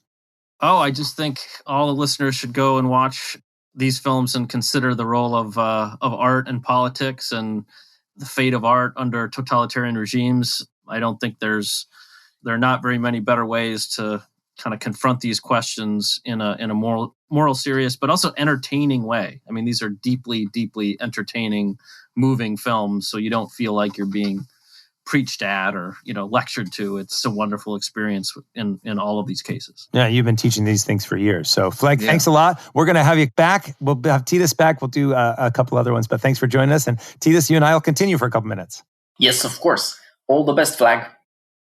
So one of the things that comes up in the films in Donnersmarck and in Katyn is the theme of suicide. It's actually a pervasive theme in Lives of Others, this tension of suicide. There's an article about suicides, about the fact that the East German government stopped counting suicides. And there's a debate, they said it shouldn't be called self-murder. It's really a despair that's going on in the face of this totalitarianism. Maybe talk a little bit about that theme and how you see it also in Katyn. But this question of suicide is throughout the totalitarian experience. Yeah, these movies bring us face to face with fundamental issues that we tend not to look at. We have had in America great trouble with suicide over the last decade or so, but we just don't talk about it. That's how we deal with it. Now, in totalitarian regimes, the silence was imposed through violence, through fear, through tyranny. But this is a fundamental human problem. What happens to people when they think, you know what? There is a fate worse than death, this life, and they end themselves. And so these movies confront not only what we might achieve through art, through moral activity, what the heights of human power are, but also what terrible things might come. And it is not just tyranny, it is also personally suicide, self-destruction. And both Katyn and the Lives of Others point out that tyranny induces despair. People feel like they are not human beings anymore. And in as much as they have a hope, some beautiful image of what it means to be human, they might say, well, compared to that, what I am going through is hell. I should end it. To look at Lives of Others, especially, as this might be the great movie of the 21st century. It's an amazing achievement. There we see this wonderful woman, an actress, the girlfriend of the talented writer, and she is forced to compromise herself. But after she does so, after she faces the terror of the totalitarian system threatening her not just with ending her career, but with jail, with punishments of terrible kind, she doesn't simply blame the system. She blames herself for her weakness. She knows how much she loves this man. She knows what they share, the love they share for art and what it should reveal about human nature. And when she feels she has lost it all, she blames herself.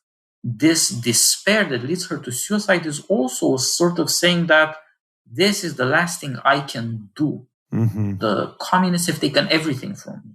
They've taken my career. They've taken my easygoing life. They've taken my dignity. They've taken my love and my lover.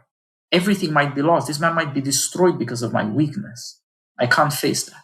But there is one last thing I can do, one thing that they cannot take away from me, killing myself. That's a horrible thought. It takes a great art to present to you why human beings would go through this and the wickedness of the communism that led them there.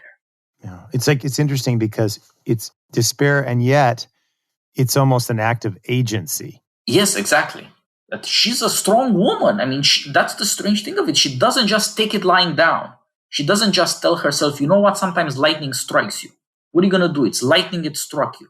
She blames herself and she wants to act, as you say, to show one last time that she has agency, that she's not merely a plaything of a cruel fate.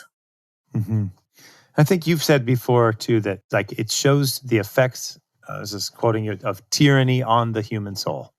Like Flagg said, it puts us in that place. I think the suicide and the whole truth, deceit, lying, suicide, despair, shame, innocence are all, I think, brought out. And so it's a anti-communist, anti-tyranny, anti-Nazi movies, but also just anti-deceit movies. I mean, do you think that's right? Yeah, that's a very good point. None of us are perfect. None of us have perfect wisdom and perfect souls, but only under this sort of tyranny does the entire power of a regime and the weakness and compliance of the subjects, the slaves of the regime, do they conspire to break a person's life. Yeah. You feel indeed lies surrounding you everywhere, that there's not one true thing left for you to hold on to. And the movie has a remarkable power of showing you that this is tyranny. In a way, we all know that this evil will ruin people. But when you see it happen to this woman, there's something surprising every step of the way and heartbreaking that this should happen to a human being.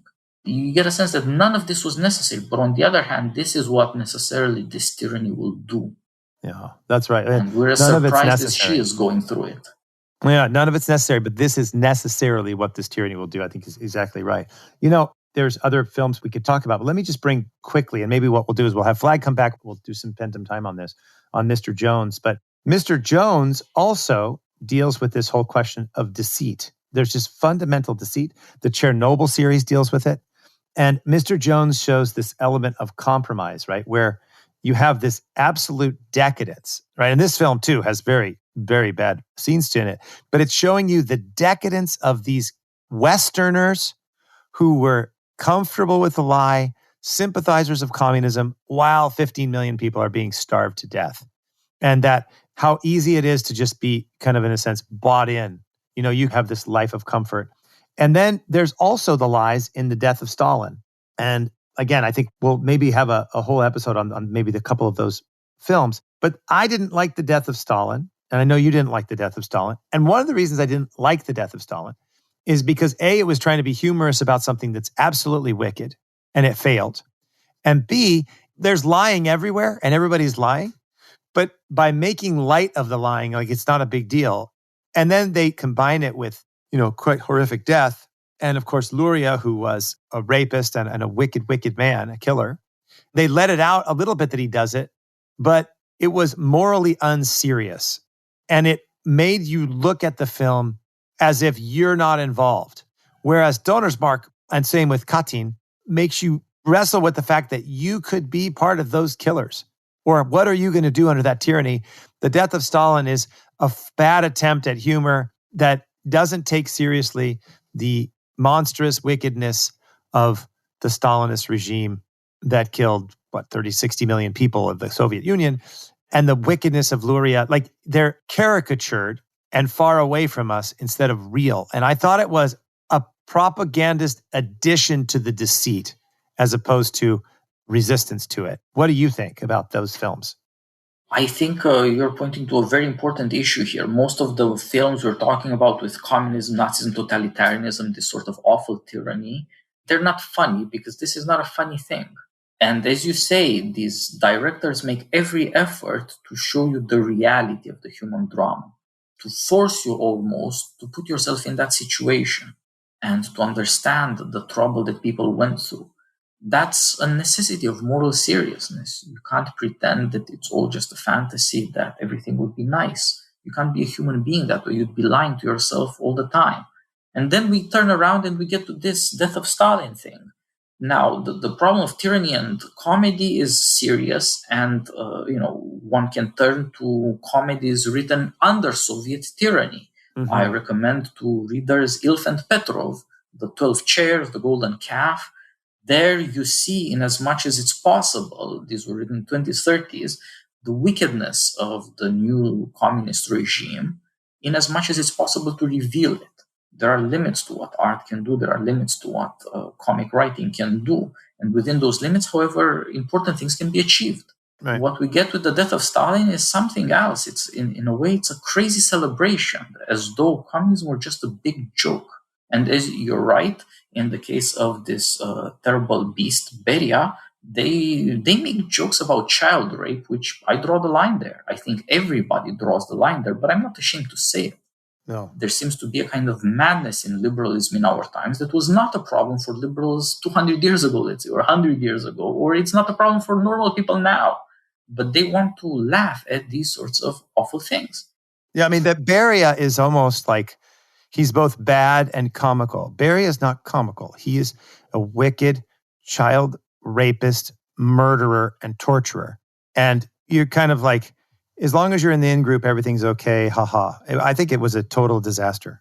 Yeah, the guy who wrote this is the guy who made the TV show Veep about how American politics and Washington, D.C. is just sociopathic, navel-gazing, self-obsessed, power-hungry losers go through life without consequences. And I suppose there's a lot of truth to that. People in DC and the sort of elite liberals, they're not very decent and they're not very serious people. And I suppose our elites in general are not. We wouldn't be in a bad shape otherwise. But to then turn around and think that you can look with the same kind of cynicism at communism is a leap too far. Somebody in America who makes fun of a president of Washington, D.C., he might make money out of it, become famous. Somebody who did that in the USSR would have been murdered and perhaps his entire family destroyed. Right. That's the problem, the death of Stalin. You have all these cowardly liberals. Suddenly they're big and brave. They want to reveal to you the absolute absurdity of communism. Where were they when it was real? It's an absolutely cowardly position. You could say, well, at the time, the communists had nuclear weaponry. We couldn't really do much about it. And I think that's a reasonable position. But somehow after it's over, all of a sudden these people pretend that they're very brave, that they laugh at it all. Right. Which is Mr. Jones shows the exact opposite. Mr. Jones shows the reality that, Durante, who won the Pulitzer Prize, they were lying for the Soviets. They were living decadent, sexually perverse, drug use, lifestyles of incredible wealth, and lying for the Soviet Union while people were dying of starvation. And this idea of, you have to break some eggs to make an omelet. But of course, it wasn't their eggs that were being broken. And what's the line says? And of course, there was no omelet. And yet they were part of this absolute, like, as you said, it's cowardice then and cowardice now, right? And that's a challenge to us because we don't want to be cowards in the face. It's easy to talk about these things now. So we have to make sure we don't also become cowards. But I think it's like a propaganda move to make us laugh at communism as if, it's kind of like a sitcom. Communism was not a sitcom. Yeah, that's the point. That at the time, liberals were either sort of helpful to communists or actually deeply compromised and even treasonous. America had this embarrassing moment with Alger Hiss. Right. Every American rich, successful, powerful DC politician's best friend turned out to be a big communist spy. Whoops. In Britain, it was Kim Philby and these other kinds of spies. Mm-hmm. All of a sudden, it turns out that these upper-class Englishmen were palling around with very awful traitors. So you begin to wonder, where was the wisdom? Where was the knowledge of these elites? And where was their courage? And you look at it now, you have cowardice of a different kind. They're not willing to look at it for what it was. They're playing it for jokes because they don't have the moral strength required to confront it for what it was. And that is a deep failing of intellect, not just of character. Mm-hmm. That's correct. Yeah. I'm not against making comedy about tyranny. First of all, Americans should be proud that they won and that the tyrants lost. Yep. And some of them destroyed by Americans. That's a good thing. Be proud of it, of course. And there is something to be said for laughing at evil, to take away its power to charm, to take away its power to get people to obey. But that's different than what they're doing. That's not what they're doing. Exactly. But that requires daring something and risking something. We're reminded, of course, that the first great comic poet is Aristophanes, who took on the demagogy in Athens when it was risking his life, as indeed he did. That's what it takes. Not this sort of counterfactual. Now we know in the past that there was no danger to Stalin and the communists. It was just a big joke. How did liberals feel about Khrushchev in the Cuban Missile Crisis? Were they all laughing and confident and they were tough guys? Or were they scared of the end of the world and backed off and they lost Cuba and which is the reality? These things, I believe, matter. And of course, we can look at liberals now. Are they any better able, once they command elite institutions, to deal with the great dangers America is facing? I don't see it. Let me ask you a question on that. Like you said, are we any better? And these movies are important because they make us wrestle with reality. But there's a big temptation towards kind of totalitarian-ish, operations with cancel culture, and you can't say this, but also just deceit, where everybody has to pretend that something is totally false. We're going to have to pretend it's true. And there's an attraction to communism, young Americans. Why do you think that is? Maybe what are some of the challenges that we're facing now? Why do you think that is? And then secondarily, why do these films maybe matter for that? Why are they valuable? But maybe address the first one. Why this attraction towards communism despite the problems that we faced and this ease of deceit that we're living in right now? I think this is very uncomfortable things for people to think about. But if you want to understand why did American cities burn last summer, the thing that ancient wisdom would point to is America got nice. Starting in the early 90s, there was no more crime. An entire generation was raised without any of the violence one saw in the late 60s, early 70s, or in the late 80s. And an entire generation was built on that niceness. And then they got to adulthood and they got restless and they thought that, it can't really go wrong. And provoked and enabled, they led to this vast destruction, tens dead, billions burned, people terrorized, lives ruined. Because everybody knew they could get away with it, right? Meaning, where was that vast destruction? In the cities of America, burned down last summer. Yeah, okay. Something that hadn't happened in America in 50 years happened and nobody stopped it. So the young criminals realized that they were going to get away with it, that you could burn down cities and there would be no consequences for you, at least. They liked the violence. One is reminded of Edward Banfield's famous chapter, Looting Mainly for Fun and Profit, about the riots in American cities half a century ago. This is not over. It is a part of human nature that people have dark passions, that they get angry, that they become cruel, that they just ask themselves, is there anybody we could destroy with the color of justice? Could we commit terrible crimes and say at every step of the way that we're the good guys, that we're fighting for equality and democracy and mankind? And turns out the answer was yes, and so they did it. There was nobody to stop them. And it's hard to get authoritative opinion to say that this is evil. It's hard to get people to act together, the police, the politicians, but also civil society organizations to say, this is evil. You cannot destroy people's lives. You cannot terrorize this way in the name of equality or freedom or racial justice or whatever you want. You cannot tyrannize this way. Burning down a city is not an act of justice. It's monstrous. Mm-hmm. People should say that, but they don't. The boldness required and the public spirit required are lacking. And a lot of young people saw that lack, that there was no authority there. And so they pushed against a door that was just about ready to break. Yeah. There is wickedness in this, but it reveals a weakness in our moral convictions and in our willingness to act on public spirit, to act for the common good, to defend decency and our way of life. Who is there to speak for all the victims in this case? Yeah. What happened to the victims' rights? What happened to their humanity? They don't publicly matter, apparently. Right. That is a terrible lesson to learn, and hopefully we will become more serious about these things. We will learn that these dark passions exist in people. But we're not saints, we're not angels. We are human beings with our weaknesses, and it is very hard to cultivate virtue and to ensure justice and the civil peace. For most Americans, before last summer, it was the movies we talk about here that could teach them what the dark side of human nature is, what tyranny would really mean.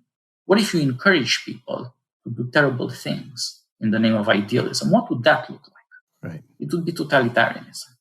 And it's a permanent threat to America. It's one thing to destroy the Nazis or the Soviets. It's another thing to deal with, as you say, there's a kind of totalitarian temptation at home.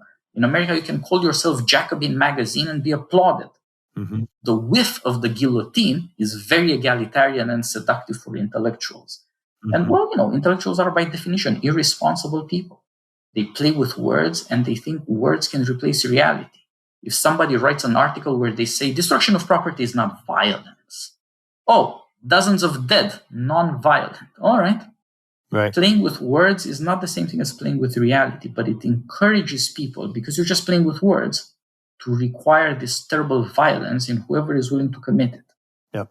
To understand that the tyrannic temptation, the dangers of saying, you know what, I'm so pure and moral, I'm going to get you all killed. To understand that danger is very hard and people are not willing to do it. But it is a very necessary thing if we're going to defend freedom. It's what we're trying to learn. Yeah. I think you said several very important things. One, there's a great book by Joseph Pieper called Abuse of Language, Abuse of Power.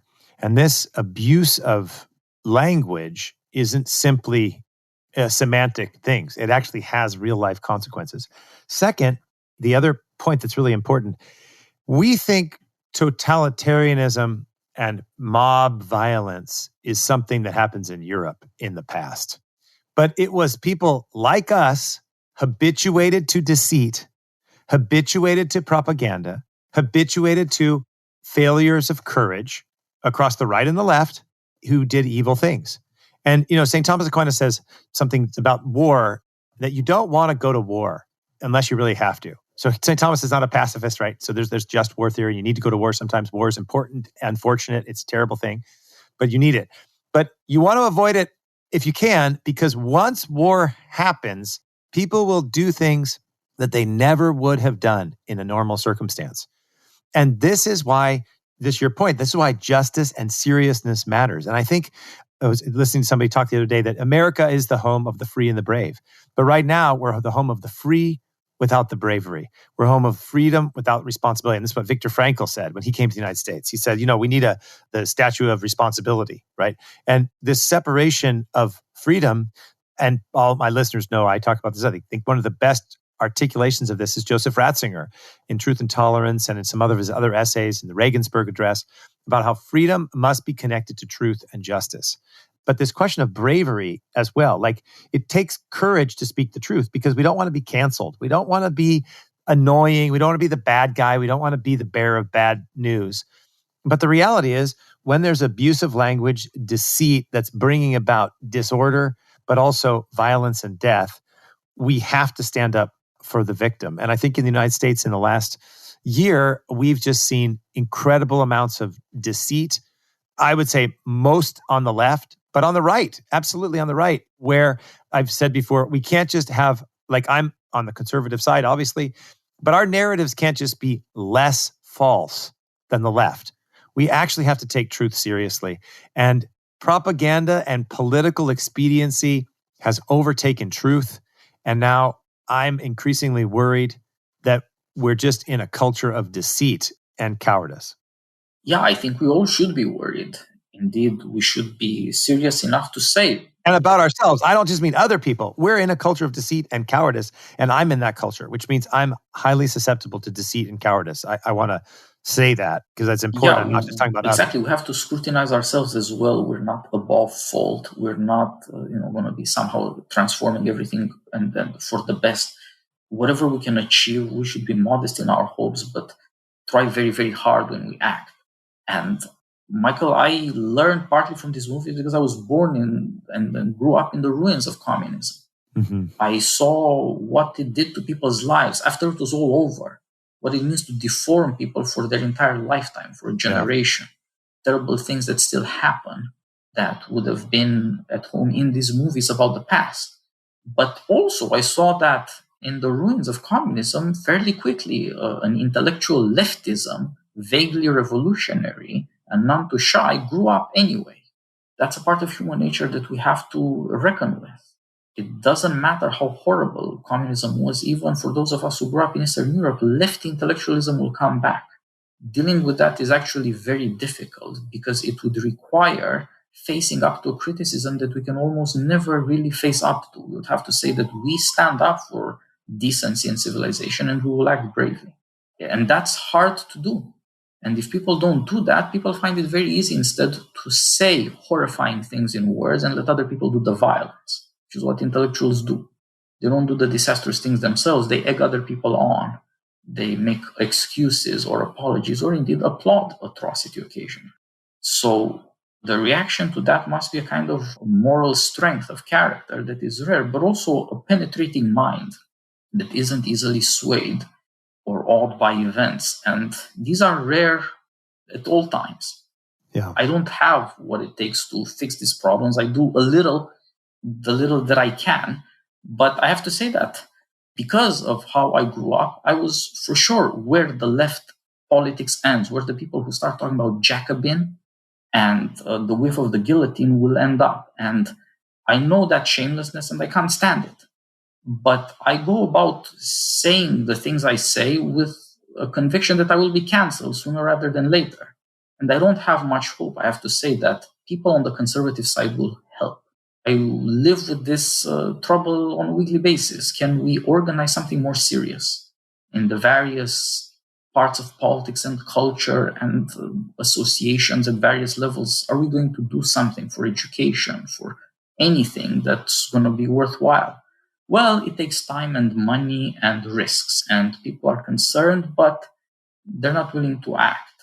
And it's disheartening to see this happen again and again, year after year. Things weren't this bad 4 or 5 years ago, but people didn't want to listen at the time. Now that they're getting bad, people are scared. So even if they listen, they're not going to act. These are the troubles of human nature. We see how we ourselves become compromised, how we become paralyzed by fear. And perhaps what's worse than that, a sense of fatalism. Or false hope, maybe, do you think? Fatalism or false optimism that, oh, this can't really happen. It's hard to tell the difference anymore. They lead to the same activity. Yeah. People who believe it's all going to work out and people who believe it's all doomed turn out to behave the same. Yeah. Because neither thinks we need to act and we have to judge our circumstances, judge our powers, pick our battles, prepare, try hard, learn from our mistakes, learn from circumstances again and again until we get it right. Well, if you think it's all bad or it's all good, what are you going to do? There's no use in doing anything. We have to figure out how bad things are, but also what are our powers? And indeed, we have to find that in the bad things, there is some hope. That is because when people get hit upside the head, they wake up. That things getting bad will make people a bit more serious because it hits them. They begin to shed some of their delusions. And I don't blame people who entertain illusions. They weren't told. They weren't taught in the right way in the first place. They don't understand the danger that befalls them because it never happened in America before. And you would say, for growing up in Romania, studying these things, you see this danger because some people would say, oh, you're just being kind of a doomsday guy. But you're saying there's real serious dangers that we have to be attentive to. Now, why don't you just develop that quickly? I know we're towards the end of time, but I think this is really important. And I'd like to hear you articulate this? We're becoming, and not slowly, morally corrupted. What we learn from all these movies about what does tyranny do to the human soul? We see character after character tempted to believe that it's all a cruel fate. You can't do anything. Nobody can do anything. Right. Virtue doesn't count for anything in this world. If there's anything such as virtue, it's in fact a delusion that will get you killed first. It's better to be a coward than a hero. There are no heroes in this world. That's the thought process of desperation. Everything is misery. Everything is corruption. That is to say, we're all creatures of chance, and chance is no longer playing with us. It's now cruel. That terrible thought that maybe it's all up to chance. You can't do anything. Who do you think you are? Who do I think I am to speak up and to stand up? We're nothing. That is nihilism creeping, and it's happening to us. The ways of dealing with it are difficult, and they're varied. Sometimes it's a moral problem. Sometimes it's an intellectual problem. Sometimes it's a family problem, but sometimes it's a political problem. And judging all these circumstances requires great prudence. It's rare. We're stuck in a situation where we need somebody with that great capacity of understanding and action. And we should be looking for such people. We should be helping out as best we can, preparing. Maybe we'll work it out. Maybe we're not in such a bad situation. Certainly, we must do our best. But that thought process to say, you know what? We are human beings. We have souls. We have virtues, powers of our souls to act. And we should exercise them. That sense of self-respect, that belief that our minds and our character give us dignity, that's sorely lacking. But perhaps when tested, it will come up. I say America is in a very bad shape, but I would add, this is not a cause of despair. America always gets in bad shape before it fixes a problem. We should not be deluded, and we should not be silly. America is the kind of country where things have to come to a civil war for people to put an end to slavery. But it is also therefore the kind of country that did put an end to slavery. You couldn't tell people that all these other people aren't human. They knew it was wrong. And so things might get bad, not as bad as the Civil War, but they will get bad. Because that's what it takes to get people serious. But there's no reason to despair. American character is still wedded to freedom. At this point, freedom just looks like weakness and confusion. Everybody's saying, I'm going to look out for myself. I don't want trouble. But freedom might also mean that people feel they are personally responsible to do something, that they cannot simply be enslaved. Mm-hmm. Don't count American character out. Our institutions are corrupted. Our leadership is absent. But this doesn't mean we will not find better resources in ourselves. It just means it will hurt before we do it. So there's no simple solution to this, and there's especially no solution without pain. It will take boldness and it will take suffering. We have to understand and accept that we're in a crisis, and in a way it's our own damn fault. But still believe that we deserve better and we can do better. Yeah, I think it's very important. This could be a whole other conversation, and we've gone quite long. So, you've given this call for character and bravery and worry that there's not going to be enough agency. What 1 or 2, 3 things do you think could be done? And then maybe bring it back to these films that we've talked about. What do we learn from these films that can help inspire that type of character and bravery that you think is so important? Yeah, I think there is a deep connection between our trouble and these movie makers. People like Donnersmarck, they don't make these movies for antiquarian interests. Let me tell you what it was like in 1962 in Berlin or Dusseldorf. In a way, who cares? I've never been to Dusseldorf. I can tell you what it was like in Berlin when I was there, and it was not like that. We care because they are not just fundamental human concerns, but those fundamental concerns we are now urgently aware of. What if we are enslaved and our freedom is destroyed? What if we become corrupted morally? If we did not have these worries, we wouldn't be interested in these movies. And therefore, I think there is a lot of practical things that we can learn from these things. You look at these movies, you see these protagonists, and indeed a bunch of characters. It's not just the one guy. You see what it means to make hard decisions. To have that experience, even in a story, if it hits you in your soul and you think, this might be me, I might be put into a hard place. That's necessary. To face ugliness and terrible things without flinching is a very necessary education. It's not fantasies that people need. This is what we need not least of all to find out that we're not simply cowards. What is so entertaining and moving about these movies is that they tell you this is a human thing that will be your fate too, maybe. You have to prepare. You have to be serious about this choice. You have to see that you're not a coward. You're not simply ignorant or hiding. And learning that we need to take seriously questions about art and truth-telling, that we need to support people who are neither hysteric nor simply enthusiastic, but have a certain seriousness and a dedication to craft, to knowledge, to achieving things, that we have to somehow put together art and morality. This is urgent now. Why is it that people who aren't in elite institutions are so subservient? They find it almost impossible to believe that they could find protagonists like in these movies. Artists who will tell the truth about our situation and therefore unite us. After all, the audience is the electorate by another name. We are free, but we need somebody to help us make sense and make use of our freedom. The ability to do that, to say we're not just an audience, we're not just paying for a ticket. We're looking for an understanding of our dignity so that we can act better. These are intensely practical lessons. We want knowledge for the sake of action. Mm-hmm. Find people who will help us in these ways. This is a very important lesson. We lack for leadership primarily because we lack for people who can bring us together. We need to search for them. They don't just drop out of the sky.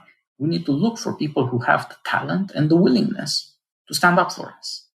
The example of public-spirited action and taking risks is incredibly powerful. We should look for that. Especially the true stories among the movies we've selected. These are very important lessons that people did this in much worse situations than ours. Surely we can do that. Maybe we can do better. But we can do at least this much. The practical concerns of where is their talent and moral decency? Where is their good judgment? Where is their public spirit that we can help out? In every community, in every state, in every city in America, people can do this. Yeah. You can't say to yourself, you know what, I want this person I think is perfect, have the presidency and it'll fix things. Right. But you can say to yourself in your community, among people you know, who has talent and guts. And perhaps take the problem of protagonists. The story's got to have a protagonist. Somebody's going to be there to whom stuff happens, the bad and the good. Look for that. Let us not be cowards. Let us admit that some people have daring. We should support them. Mm-hmm. Somebody is willing to take risks and your judgment is he's not crazy. Help him out. Maybe the best way to put it is that these are supposed to inspire us. Freedom of speech is not worth much without freedom of association. Mm-hmm. We have to act together. We shouldn't be getting lost in fantasy land. We should be acting. We should we'll learn from these movies that we're communities, we're people, and we have to act individually and collectively. Yeah. That's it's a challenge, right? But I want to say just a couple quick things. I think two things. I think you're right. I actually have a podcast on freedom of association and freedom of speech with Luke Sheehan, and a couple others on decentralization and freedom of association, Robert Nisbet, and even on technological decentralization with like George Gilder and blockchain. The importance of associations is really, I think, important. I think it's something we learn. The principle of subsidiarity, those closest to the problems handle it. I gave a talk recently where I said, there's many possible solutions. We have to do a lot of things, right? It's not just like we need to be in politics, we need to be in law, we need to be in arts, etc. But I do think, and there's two things that I said I think we need to do. One is theoretical and one is practical. And the practical one is we have to create associations that are functional, that aren't just like getting together. We can't just write essays about little platoons of Burke, which I'm guilty of, okay? But we also need to actually build functional organizations. I give one example is in the United States, a group called Samaritan Ministries, which is a way to do healthcare, and it's memberships, it's associations. And I think we need to do actual practice of civil associations. And so I said, we have this, we're working on an essay on this, but we have, big state, big culture, big government, big education, big healthcare. And, we talk about all these different options, the Benedict option, et cetera. I think we need a Tocqueville option. And that Tocqueville option is local politics and civil society. That's the practical side. And I think it's really important that, and I think we learned this from like the Poles and from a lot of Eastern Europeans who wrestled with association. And then I think that the theoretical side is two parts. I think we have to take anthropology seriously. We have to understand that Marxism in its variant forms of the 20th and 21st century is an anthropological move. And if we don't take anthropology seriously, then we're not actually in the right debate or struggle. And then the second thing is I think we have to tell the truth. And it's really hard to tell the truth. I think we need to tell the truth in charity. I think we need to tell the truth with peace and calmness, but we must tell the truth. And it's not an act of justice to be so nice to someone that you lie to them. Now, if you say, do you like my hat? Okay, but I'm talking about like fundamental things like with gender or honesty about justice or about certain political things or social things. We have to tell the truth, and we have to tell the truth in love. And I think these films help us, at least put us with our imagination to realize that truth telling requires bravery and prudence. But prudence is not cowardice. Prudence is seeing the world as it is. And so I think these movies, I'm grateful to you, Titus, because you've actually given me a lot of the recommendations. And I will say they're hard to watch. I'll tell listeners, I struggle with watching films they can overwhelm me. And so I had to, work through the films. And you've heard my kind of cautions and warnings. It's definitely for adults and serious people. Be wary of some of the nudity, but also of the violence.